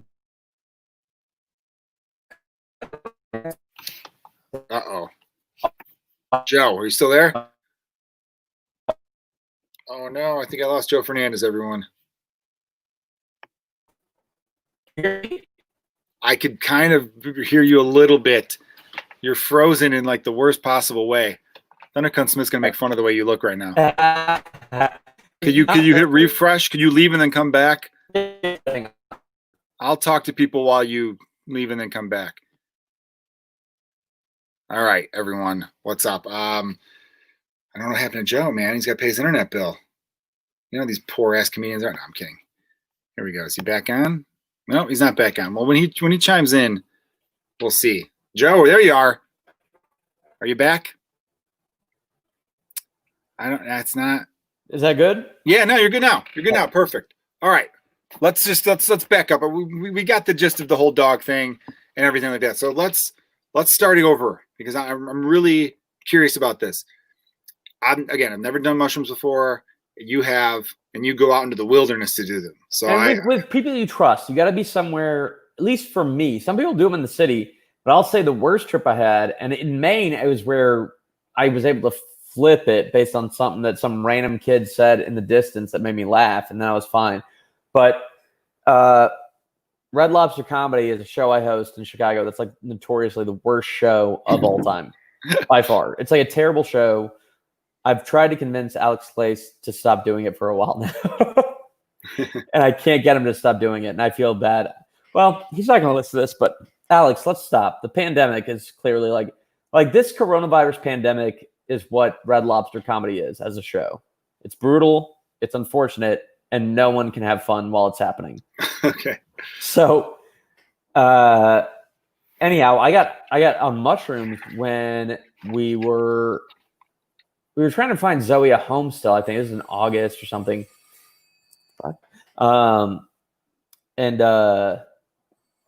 I got high at this bar, but I started to get paranoid. Like, it's weird because, like, you get performance anxiety even on the lowest of stakes a little bit. And so mushrooms amped that up, and I was hosting the show, and I started to have a freak out. And then I couldn't host the show anymore. Adam Burke had to host the rest of fucking Red Lobster Comedy, which, again, I wish people could see what the show is. Joe, you've seen it. It's bad. A nightmare. It's just it's a bar in Chicago called L&L. Everybody, that's a cool bar. I like the bar. It's the people who own the bar are a cool bar. Yeah, Thunder Cunt Smith's asking it's comedy at a Red Lobster. That's what it was initially supposed to be. That's what it was initially supposed to be. But then Red Lobster was like, no. And so the guy, Chris Condren, who created it, was like, we're just going to call it Red Lobster Comedy, even though it's not going to be, just because he thought it'd be funny. And again, terrible promotional skills, though. And the bar L&L is a cool bar. Literally, someone wrote gullible on the ceiling, which I always thought was funny, because that's like an old saying. When someone talks to someone gullible, they go, it says gullible on the ceiling. And I wonder if that's also in reference to people believing serial killers were there. Because I wonder if Gacy and Dahmer really... People, I don't know if it's true. Maybe it's true. It's believable that John Wayne Gacy, famous serial killer, used to drink at the L&L Tavern. L&L Tavern's about a mile south of Wrigley Field, for those of you ever going through Chicago. Good whiskey bar. Got a lot of good whiskey selections. But it's, and then it was said that Dahmer went down because Gacy was his hero, and so he would go down there. But it's like, is there any evidence of that? I mean... Maybe. I've heard John Wayne Gacy used to drink at L&L. I heard that all the time. I never heard the whole thing about Jeffrey Dahmer also going down to drink there. I don't know. But L&L I heard because it's not too far from Boys Town, which I believe even back then was still, a gay friendly area. And, John Wayne Gacy killed gay people. So I don't know. I think that's what it is. But real quick, so that was a bad trip. I want to hear about the most fun experience you've ever had on mushrooms. Dude. Because this might be, some people listening might be thinking, maybe I should try mushrooms. Maybe it'll free some shit up in my head. When it's good, it's great. So in Idaho, it was great, good experience. And my first time doing it was the best, to be honest. We were in Utah and walking through a canyon, and Kenny DeForest, very funny Chicago comic, or New York now, or LA actually now. But, all my friends were guiding me through it. Like all these Chicago comics who I'm friends with, we've been friends for a while. So my first time doing it, we're going through and I actually have a bit about it. I'll put it on my second album. I'm getting a little buzz now. But it's basically like how our first time going through Utah, I thought for sure someone had spray painted on one of the canyon walls, "Dick was here." So I went up to the wall and I was like, can you guys believe this? That someone wrote "Dick was here" on the wall? And Kenny was laughing. Lane Pichelle, another Chicago expat when I was in New York, comes up. He goes, "That's not there." And I was like, well, I don't understand. What do you mean? He's like, yeah, this kind of looks like that's the mountain, but Dick was here. That isn't there. And so I tripped on mushrooms and hallucinated bathroom graffiti. Like, that's my trip. But like, it wasn't bad. But it was more like, holy that's shit. Pretty tame. No one. What do you mean by they guide you through it? Explain that part for me. Guiding you through how, like, telling you, like, okay, you might see this or you might see that. Because I remember my cousin telling me once that he did it, and they went to a Baker Square, and he went to the bathroom. That was his and first they were time. Like, well, he did it, and then they happened to go to a Baker Square. Oh, okay. And he went to the bathroom, and his friends then were like, "Wait, where'd he go?" And then he was found in the bushes screaming about like fucking gremlins and stuff like that, Whoa, okay. But he said that was awesome. He liked that. Some people would be like, no, I don't want to trip like that. I wouldn't either. Holy shit, that's crazy. Seeing gremlins? Thunder Cunt Smith thinks I'm about 30 seconds away from pausing to take another line of Adderall. Dude, I am tired, but I'm not. Is my eyes messed up like that? Dude, my hair is all crazy right now, too. Dude, no, I scheduled a haircut for Monday, man. Holy shit. Like, this is necessary, man. As a balding dude, as a guy who's losing up top, you can't have it be this long. Are you balding, man? You know that. Come on now. Hold on, my mic cord fell out. There we go. My mic cord's back in. I didn't know that, but you're holding it together pretty well. I'll say this about mushrooms, though. When it's great, it's incredible. And when it's bad, it's bad. So it's like pizza. You got to go in with the right mindset. And that's what people always say. And the advice I was given, be in nature, be with people you trust. You'll be all right. It's a good call. Yeah, man. I know the whole crew of comedians. I can't talk right now either. The whole crew of, I was going to say comics and comedians, and like combine the word. That whole crew, those dudes are awesome. I love those guys. They're all good friends of mine too. They've never invited me on any of these though, so fuck them all. By the way, Aaron Weaver, I was inviting you. DeForest, Drake, who else? Cameron Gillette, Weaver, Joxy. I already mentioned Weaver. the whole nature boys is what I'm calling you guys. Because when I lived in LA, those are two boys who are very fun. Simmons McDavid, he's probably part of that crew. All of you guys, they would do these things where they're like, hey, let's go out into like the Joshua tree and then like take acid while like looking up at stars. And then I'm like, why don't I get invited to that? You don't think I want to, get in contact with the spiritual world while being chased by a coyote? You think? Yeah. Would you do, now let me ask you this question on the real. Would you do speakeasy softball if we did some speakeasy anti-coronavirus softball, but no one has to know about it except the people who play? All right. Background for some people here. Joe Fernandez has an annual softball game on his birthday, which is usually Memorial Day weekend. And then he has 4th of July, and I think you did Labor Day too. So Joe's a big fan of playing softball with everyone. I played the first 2 times and was very well behaved. Then I played a game in which I was throwing bats and telling everyone I hated their guts and wanted them to die. Pretty sure that's what happened. Tried to start fights with several people. And then I said I'm never coming back again, which I hadn't since. That was my last appearance. No, I know. I used to invite you, and then I never heard back from you. So I was I stopped going, and I was invited, and I felt like if I went back to it, everyone would be like, oh, is he gonna freak out? Like the first time I fly out weekly to the left fielder, people are gonna be like, oh, he's gonna throw the bat. I didn't want that, and now I think I'm gonna come back because I don't think the people who I saw you shared a group picture, and half the people in the group picture, they don't deserve to have fun ever. So I'm gonna come back just to put them on edge. So they're like, they flinch, those people. You ever see those people? You ever hang out with one of those people? You do one of those fuckers, and they go, yeah. So that's what I'm going to do. I'm going to be a terrorize. To be fair, when people do that thing, you should flinch, though. That's kind of funny. It's like, survival you flinched? It's like, yeah, because you looked like you were going to hit me. Why would I not flinch? Only the psycho would not flinch if someone gets like that close to them. Yeah, like that right there. Someone watching should have been like that.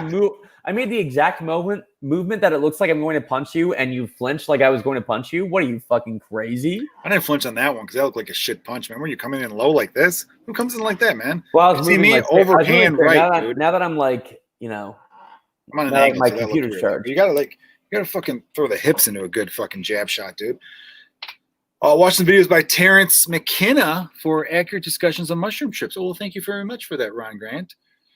Antifa at a charity softball game has potentials a bit. That does.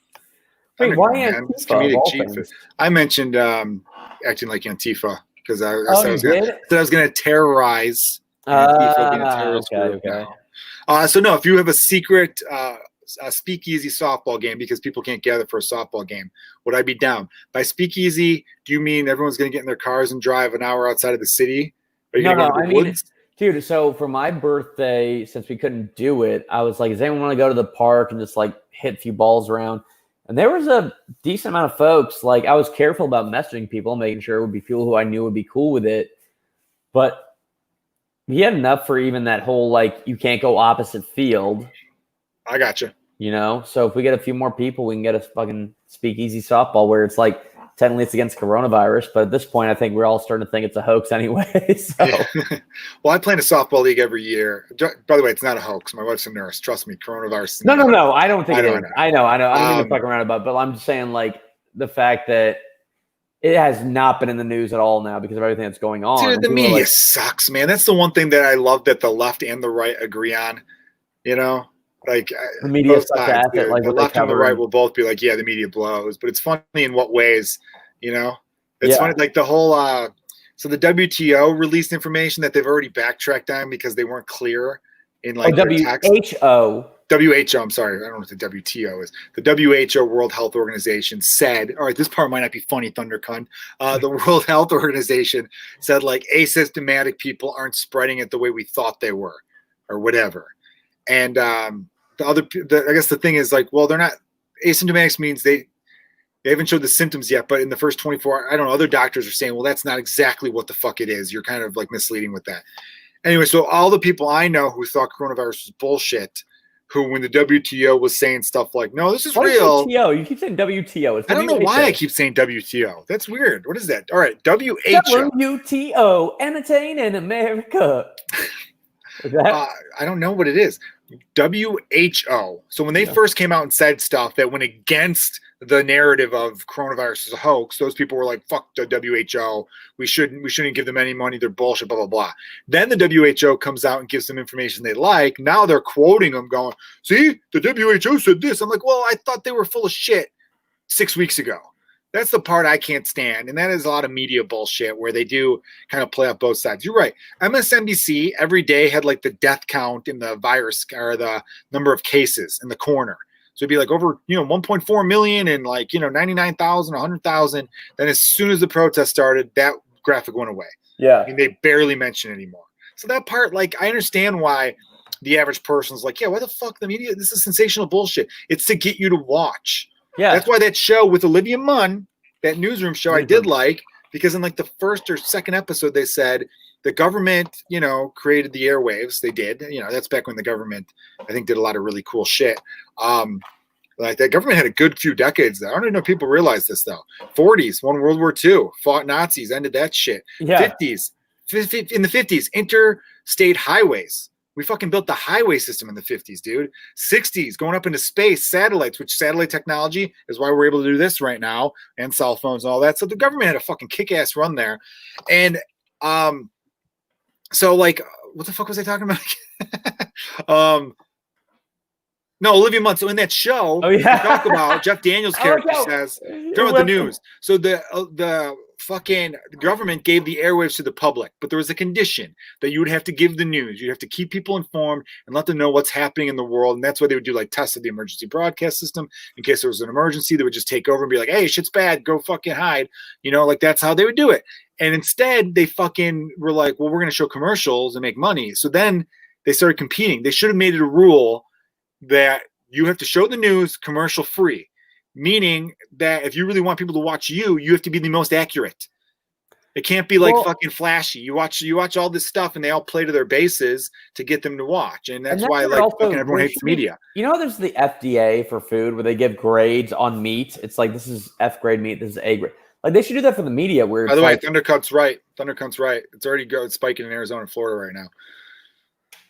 Thundercut. Dude, sorry, go ahead. But Thundercut came in, hot at us, and now he's like my favorite person of all time. How did that happen? I don't know, man. If only we could make this kind of progress in the real world. This is why, I think we're going to make the world a better place one Thundercut at a time. I really believe that. Is that a quote from League of Their Own? I think it is. No, I think they're after fear itself, But there should be a watchdog group or something that's like the way the FDA grades grade media on terms of accuracy and facts. And there are going to be people who don't believe it, obviously, but like have Carl Bernstein and a bunch of other respected journalists be on the panel. And that way it'll be like, here are the people who had provided the most. This is the guy who brought down Watergate. This is the other person who did this, that, and the other. Real credentials that people are like, I know what that is. I trust that person. To be like, hey, this news media organization is at best a C. Yeah. If not an F, I mean, there's some independent watch groups that try to do some stuff, and Snopes was big for a little bit, and then some people thought they were like leaning one way, and then there's some other like factcheck.orgs and I love factcheck.org. Yeah, I like a .org because that's .com stands for commercial. .org you can't make money off of it. They just want to get the information out. So yeah, there definitely needs to be more of that. I know Facebook's like refusing to. I mean, they've done it on a few things where they go, this might be questionable material, but Facebook is basically like, we're not going to stop propaganda. Twitter started to, and then Trump immediately was like, well, fuck you guys. I'm going after you guys, which is pretty crazy because Twitter is like his bread and butter. Yeah. He doesn't post on Facebook. I've never heard anyone outraged over Trump said his Instagram post, Yeah.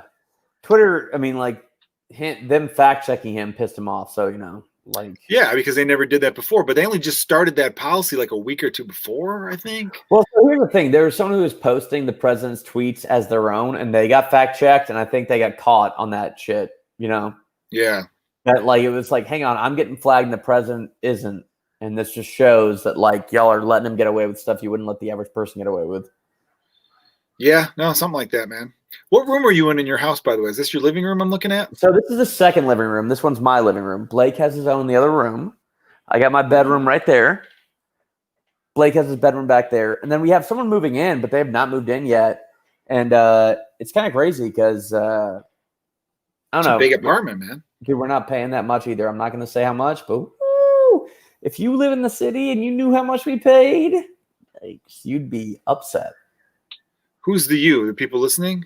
Yeah. Oh man, anyone who lives in Chicago. I'm not upset. I like where I live, and I live in Chicago. I know. But yeah, you got one of those I'm sweet paying deals. the cost of living. And fortunately, my landlord is not someone who would ever pay attention to social media. He doesn't know what Venmo is, so we're good. Nice. But if he knew how much of a discount he was giving us, probably a building that's been in his family forever, and he paid it off a long time ago, and he doesn't give a fuck. 100% is what it is. Yeah. There's no way we should get away with what we live in. We live in a further north neighborhood by Loyola University. I'm not going to say specifically. Maybe Thunder Cunt's going to come here. You just did, by the way. You just did. You just said you live by Loyola University. I'm not going to say what neighborhood. There's Rogers Park. There's Edgewater. I live by the United Center. I'm not going to tell you where. Like, what yeah. the fuck? Yeah, you live in a north side neighborhood. Yeah. Rudy Ascott, who I mentioned earlier, him and I had an apartment together like in 2011. That was a 3-bedroom. That the middle bedroom we just took as an office, and it had 2 bathrooms. One was just the toilet, so like a half bath, I guess they'd call that. And that was for just shitting. Now you could, because the other one had the shower, so you couldn't shit in the bathroom that had the shower. That was pee only, and you shower. And then the other bathroom that didn't have a shower, that was the shit room. You can pee in the shit room, but you can't shit in the pee room because we're smart like that. That's my favorite Monica and Brandy song. Oh yeah, for sure. I thought you were gonna do like the whole Chris Rock "No Sex in the Champagne Room" song. Oh, that's true too. That could have been a reference. Eric West. I think I heard "The Boy Is Mine," huh? Eric West chimed in saying, "Looks better than my apartment for sure." Well, Eric West, I hope you're not dumb enough like Joe Fernandez to tell the internet where he lives. Don't worry, that guy knows. It's fucking even that. I'm not someone of 80,000 value anyway. It'd be different if I was like, if there was any reason for someone to be like, now I know where he lives, but there isn't any reason why anyone would care where I live. No, there really isn't. Although, man, that fucking Astros blanket might be fun to swipe. No, dude, we had a sick apartment. I'll tell you what it is, because this was in 2011. The apartment we had, again, it was 3-bedroom, 2 toilets. I think I had garage access. There was like a garage, and I don't think I ever parked in it though. But it was a sweet deal. And I think we had free washer and dryer in the basement too, so we didn't have to like do coin laundry. No, we didn't actually, because he used to go to the laundry mat place, and I would take mine over to my parents' house as a 26-year-old or something. But we were paying $10.50, dude. 3-bedroom, $10.50, and it was walking distance to the Blue Line, right by a Jewel. Okay, yeah, that's a good question. That was back when though. That was how long? 2011, paying $10.50. See, that's the thing. We're not that far off right now. So and that's in 2020. Fucking 9 years later, dude, that's a steal, man. Don't ever leave that place, man. No. Who's the person moving in? That's only going to make your rent even cheaper. So I guess anyone I know? No, yeah, he's an intern at Comedy Bar. He does. I don't know. Blake, is it okay for me to say who is moving in here? Okay, Matt Mitchell. He's a good dude. He's like 21. What's odd is that he's a 21-year-old, but I think he's more tame than both me and Blake, and that's kind of interesting. Well, you two are alcoholics. And I'll never forget. We used to fuck a lot. I'm sure everyone. Chad McDaniels has heard this story. I got into a fight at a bar right last Christmas. Yeah, right before the last Christmas party, the Laugh Factory holiday. Christmas, I fought a bunch. This dude got fresh with my one of my best friend's girl. There's another song for you. And I ended up fighting him, and not fighting. I just shoved the dude. I threw him into a high top bar table, and all the stools fell down. And when he got up, I was like, "Let's go!" And then he stood up, and like some couple other people, and it was just like a little melee. And you two were there. Tap? Oh yeah. Yeah, it's the Big City Tap. You were there, and Blake were there.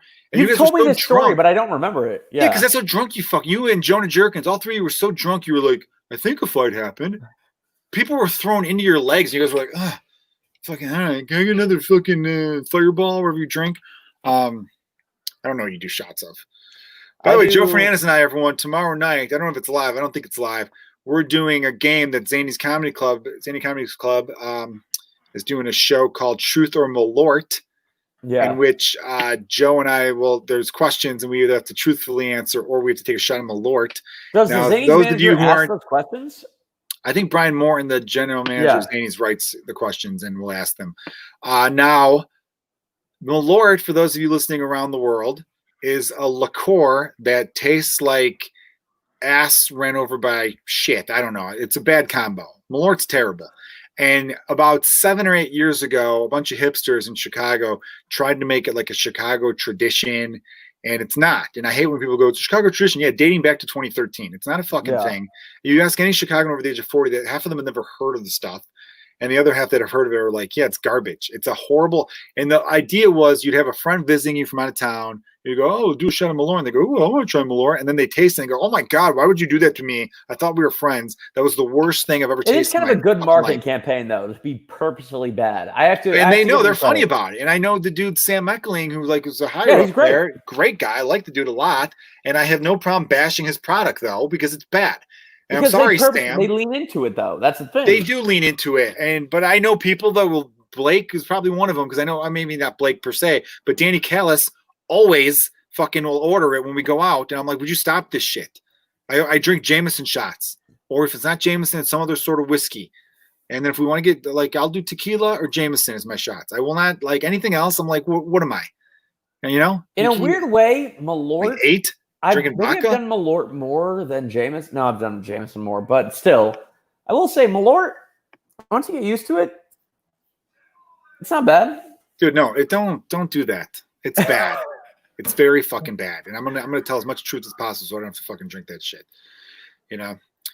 Yeah, I have the little ticker at the bottom there going, support Joe's comedy on Patreon, everyone. That's patreon.com/Joe Kilgallon for bonus content exclusive to the supporters. I was mentioning my album, my third album is coming out in a couple weeks. You know what I'm proud of though, Joe? My last album came out, Can't Complain, came out June 20th, 2019. This one is coming out June, I believe, 18th or 19th. I'll double check. 2020. That means I'll have two albums within a calendar year. How? And raising 2 children as a stay-at-home dad during the day, and only getting about 4 hours sleep during that year. When I start getting 7 hours sleep again, which I've been doing, but there's no comedy, it's over for you motherfuckers. You guys won't be able to compete with my comedy. But I mean, retire. Sorry, Joe. Like, how is your memory able to? Like, I have a hard time remembering a 10-minute set in general. And like for my album, I had to like practice over and over just to make sure, like, I forget how the joke goes. Like, my memory is so bad that I have to rehearse shit over and over to not fuck it up. Well, it's like you train for it, though. Everyone who's about to film a big thing or record a big thing, you do as many sets as possible going into it because you're ironing things out. So as far as like remembering my stuff, I mean, I'm not the best at it. I always tell a lot of young comedians as a piece of advice, and this goes for anyone in any walk of life, you need someone close to you who has a better memory than you do. It goes a long way. It goes a long way to have someone who knows their shit. Marty DeRosa has always been that guy for me. He'll be like, hey, why don't you do this joke anymore? And I'm like, oh, because I fucking forgot about it. I don't record my sets. A lot of comedians record every one of their sets on their phone. I don't do it because I forget. I should be recording my sets. It'd probably help me. It'd be a benefit. I don't know, man. I think I write a lot because I forget a lot. I'm not like pushing it.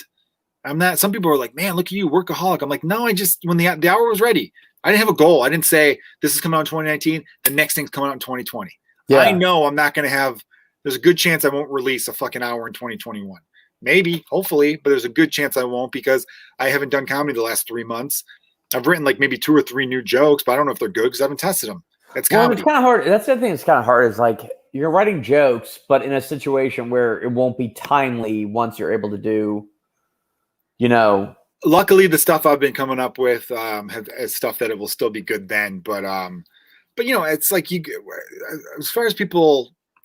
Here's what I always tell the average person who's not like they don't like watch stand-up comedy live a lot.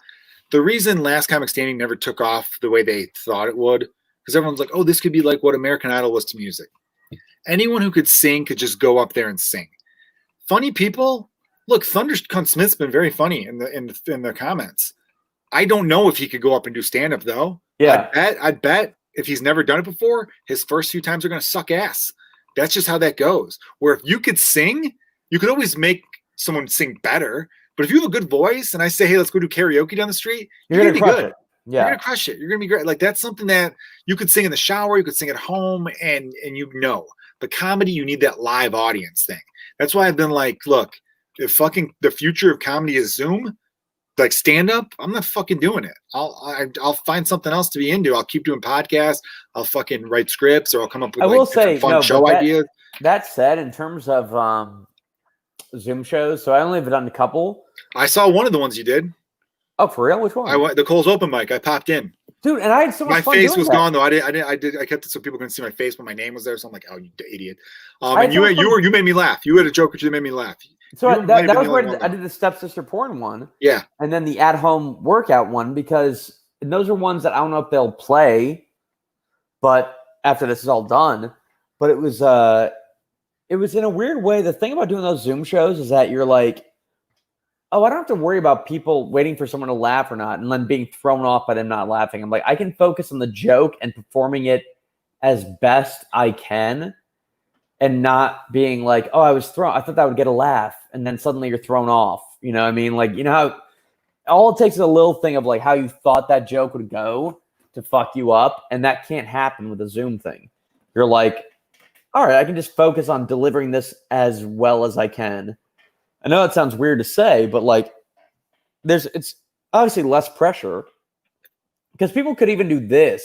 This means laughter in the fucking online. I mean, it's less pressure because no one's. Yeah, I hear you because you're not expected to kill. But isn't the pressure part of the fun of doing live stand-up comedy? I like the idea of being like, my favorite thing to do in stand-up comedy is taking a show that sucks and making it awesome. Yeah, I'm not bragging here, everyone. But one of my favorite rooms is the House of Blues Foundation room in the city of Chicago, downtown Chicago. Everyone's heard of the House of Blues. And I got a nickname from this dude, Ken, who's one of the security guards there. I think security or whatever he works. He's greatest dude you'll ever meet. He nicknamed me CPR. He called me, I'm like, I'm going to call you CPR. I'm like, why CPR? He's like, because you saved the show. And he was telling me, he's like, the number of times the show's been god awful and then you go up there and kill and then everyone walks out happy. And I'm like, dude, it's like the best nickname you could give me. Because I love that shit. Obviously, I would love every show to be awesome and every comic kill. But there's something thrilling about being like, that room was here, and after me, they were back up to here. So I kind of like that pressure. How do you save a Zoom show? Well, but that's where I was more saying from a performance perspective of where it's like, oh, I don't have to worry about how I do necessarily. Like I can really focus on the jokes. And not be as concerned of like, you know how like instead of being concerned about the response. Yeah, well, like like there's one thing you thought would get a laugh and it doesn't, and maybe that throws off the way you perform the rest of your set. Whereas like that night, it was like, oh, I'm not gonna respond anyway, so I might as well sell this the way I would, and I don't have to worry about if someone doesn't do this, I'm not gonna notice that. Yeah, just so everyone knows, so there's been these live Zoom comedy shows, and what we're talking about with Cole's, which is like the #1 stand-up comedy open mic in Chicago. They've been doing Zoom open mics and stuff. And again, I'm not knocking people for doing them. It's not for me. Certain things just aren't for certain people. More power to everyone who's doing them, who's loving them. Lisa Traeger was on the podcast and she was like, oh, it's great. I'm having a good time. So cool. It's just not for me. The people are muted. So everyone, like, it'll be like this style, but there'll be like a million more like little square screens, like, think Brady Bunch style. And then you tell the jokes and the people who are just watching from home, if they like the joke, they will wiggle their fingers because they're muted, which makes sense. You can't hear, the sound would be terrible if everyone could talk. Well, go ahead, Joe. Real quick, before you go ahead, Joe, we got a question. Jen McDaniel, Joe Fernandez, where can one get your album outside of iTunes? Oh, Amazon Music and Spotify. Spotify, Google Play. Chad, just so you know, 50% of the sales do go to Common Cause, which is all about fighting voter suppression, mass incarceration, popular vote being the reason. Chad's in Arizona. I hope Arizona's safe because I heard something about coronavirus spiking there. So, Chad, I hope you're good, man. Or I hope it's not true even. Yeah. I heard it wrong. Yeah. But popular vote, determining the president, getting money out of politics, like it really does. Getting money out of politics, both the right and left should be on board with, right? Yes. You would think, but, Amazon, Spotify on both those. Good stuff. Yeah. Okay, so go ahead, though, Joe. You're saying about, because I was mentioning the whole wiggling the fingers thing and everyone being muted so you can't hear them talk. Oh, no, I was going to say, in terms of confidence boost, there was a girl who saw me at that night, that Cole's open mic, messaged me on Instagram, and we talked for a bit, but it's like, I don't know. You meet someone on Instagram, and she lives in Canada. I shouldn't be bringing this up. This is the problem with your show, by the way.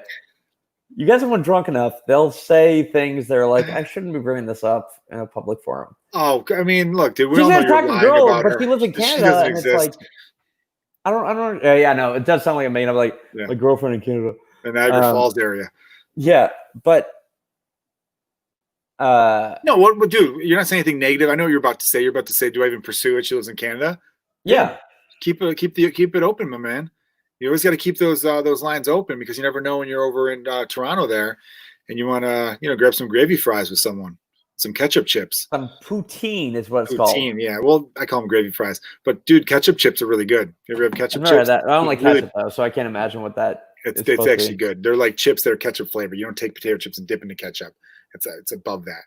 I like Toronto a lot as a city. I've been there a few times. I've only been there once, but I had the best time of my life. It was spring break. Our spring break when we were 19. We're like, fuck, we can go to Canada. It's real close. It's real cheap. Let's go there. We can drink. I was at a bar in Toronto with my buddies. It was like an outdoor like dance club type thing. It was nuts. Not typically my scene, but it was a bottle service, so it was fun. I had a really good time actually with those dudes. The crew I was with, everything was always fun. And these girls came up to us because we were like in a private-ish area. Not name dropping, but I was hanging out with a buddy of mine who was playing in the NHL at the time. And when the girl came up to me, I thought she just assumed I was a hockey player too. And she was like, "So what are you doing in town?" And I was just like, "Oh," and then I just said like, "Oh, I was performing at his event. That's my buddy Dave. He plays in the Blackhawks and stuff." And her and her friends were like, "Oh, cool." And they didn't care about that. They were like interested in me. And I'm like, why are they treating me like they know who I am? This is weird, right? And then as they walked away, my one buddy was like, "Dude, they think you're Bobby Flay, I think. I think they actually think you're that fucking food shop because why?" And I go, "Yeah, I agree. I mean, don't get me wrong, Joe. I was looking good that night, but it was just weird to have random people like that." Shoulder for days. Was like, "Oh, thanks, bud. Dude, I appreciate that, man. This shirt fits a little bit loose. If I had a better fit shirt, you guys would really know what he's fucking talking about." But dude, man, I mean, what was I gonna say? I don't know. I feel like we've had a fun podcast. I'm glad we got silly with it. Yeah, it was 150. Fuck. Oh, dude, we've been doing it for a little bit there. What else did I want to tell you? We learned a lot. And that's the thing. Down. When it comes to comedy podcasts, you just want to learn. You do want to learn. So Joe, again, tell them again where they could find the album and what else you got going on. Well, so if you buy it on iTunes, half the sales in the month of June are going to go to Common Cause, which again fights voter suppression, mass incarceration, putting the popular vote as the reason that someone wins presidency, getting money out of politics. There's like a lot of, it does so many good causes. So, and if you can't, donate to it financially, you can donate your time to it. There are many ways to get involved with the cause, but if you do buy the album on iTunes, half the sales this month are going to go to that. And it's called Ugly. It's on iTunes, obviously, among other things.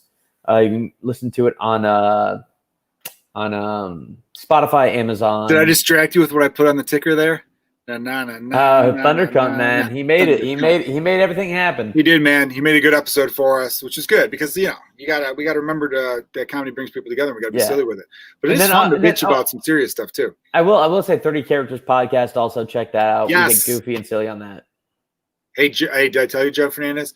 I set up Mario Kart 64 in my garage. You said that maybe pre-podcast or during? I don't know if I told it on the podcast, but I wanted everyone to know that that's what's going on. And I'm thinking about I got a couple tables. I could do a little beer pong, and also we could get a little poker game going on. I would be in for that, man, for sure. You'd be in for that? Honestly, beer pong too. I haven't played beer pong in a long time. I'd be down for that. It was Rudy Ascott's idea, so I got to give Rudy the credit. Yeah. So for sure. All right, I'll hit you up when I decide to do that sometime soon. Maybe we'll film it for some bonus content for the Patreon. Everybody, we'll do a little behind the scenes. So and Mario Kart, you can do a game. Have you ever heard of drunk driving with Mario Kart? Dude, someone said something funny earlier about Mario Kart related. I can't remember who was in the comment thread there. No, I was probably buzzed for the last round of Mario Kart we played. That's why I sucked dick on Rainbow Road. Sorry, that made me laugh. I sucked dick on Rainbow Road. For those of you who don't know Mario Kart 64, it sounds like you were on Halstead doing it. Yeah. Yeah, Rainbow Road is the last name of the track in Mario Kart. Hey, Ron Grant, thanks for listening. Oh, Eric West is a good question. When's JK getting 30 characters? Oh, yeah, actually, Joe, you'd be interesting. You're not an improv guy necessarily, but hey, I took improv classes before I ever did stand up. And you did play level C. You did play one of my agents at the Masturbation Jenkins show. You know, I think I did okay. Maybe I didn't have the best partner in that scene, but I think I did okay. No, I'm kidding with him. He was funny. Our good boy Steve. But he did fuck you over completely. And also Steve Gerard. He took the scene in a way I was not expecting the scene to go.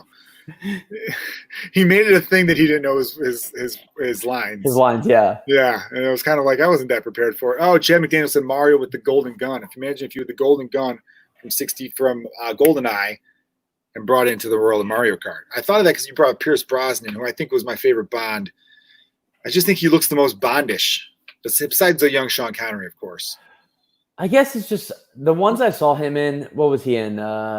He was in GoldenEye, which Tomorrow Never Dies. Tomorrow Never Dies. One of the ones he was in was god awful. I think the one with Halle Berry. No, the one where it's like cold out. There were a couple where the way he got out.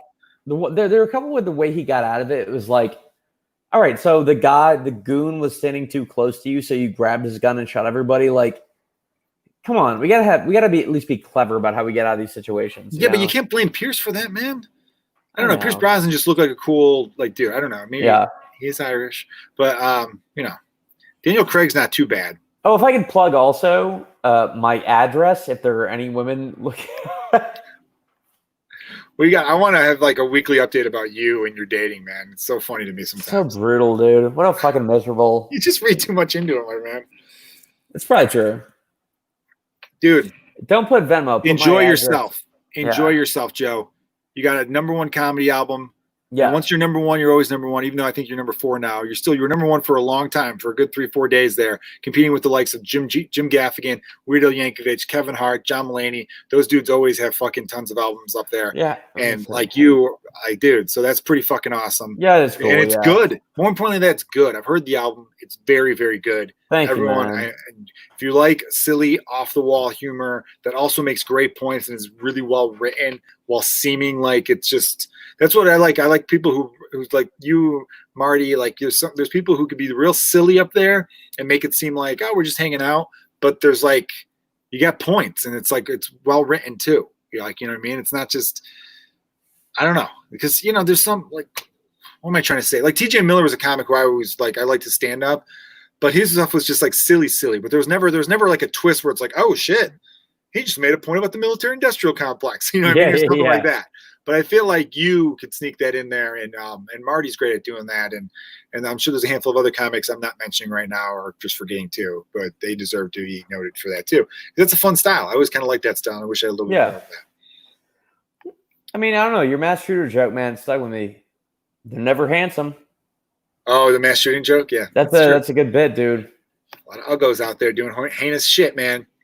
Yeah, Chad McDaniel, you're right, dude. The Chicago comedy scene is amazing. You did find it at the right time. And hopefully we could get a little tour going. Maybe we could do a little, fucking me and Marty and a few of the guys and gals from the podcast that you've listened to over the years. And we could do a little mini tour and get through Arizona, man. It'd be great. Or if you ever come out to Chicago, Chad, the tickets are on us.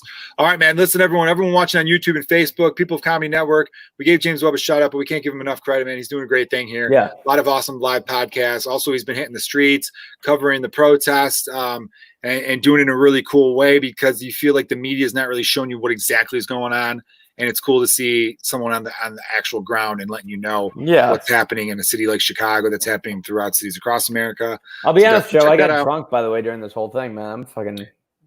I could tell, man. I could tell your eyes are getting a little loose. I'm not nearly where you are. I only had a few cans over here. So you actually had the hard stuff, which was the right way. I'm not good at judging when it comes to liquor and pouring it myself. I thought it was a steep pour, man. I told you, you were holding it like you never held something before. Yeah. All right, everyone. Thanks, everyone who's listening on YouTube. I got a new stand-up clip popping tomorrow. It's another bonus clip from the special. The special is called I Didn't Say Anything Bad. I got another little clip for you. And then the album's coming out June 19th or 18th. June 18th. It's a Thursday. June 18th is Thursday. I'm pretty sure it's June 18th. So check that out. I Didn't Say Anything Bad. It'll be on all over the place. I'll share the album cover that I made myself. You guys could tell me if I should have went with a pro. All right, you guys are great. Thanks for listening to. Dude, thanks for having me on, Joe. Joe Kilgallon Podcast. Everyone support Joe Fernandez and buy his fucking album. It goes to a good cause and it helps him afford a shirt. All right, I love you guys. I appreciate having him, man. Thank you. See you, dude. Bye.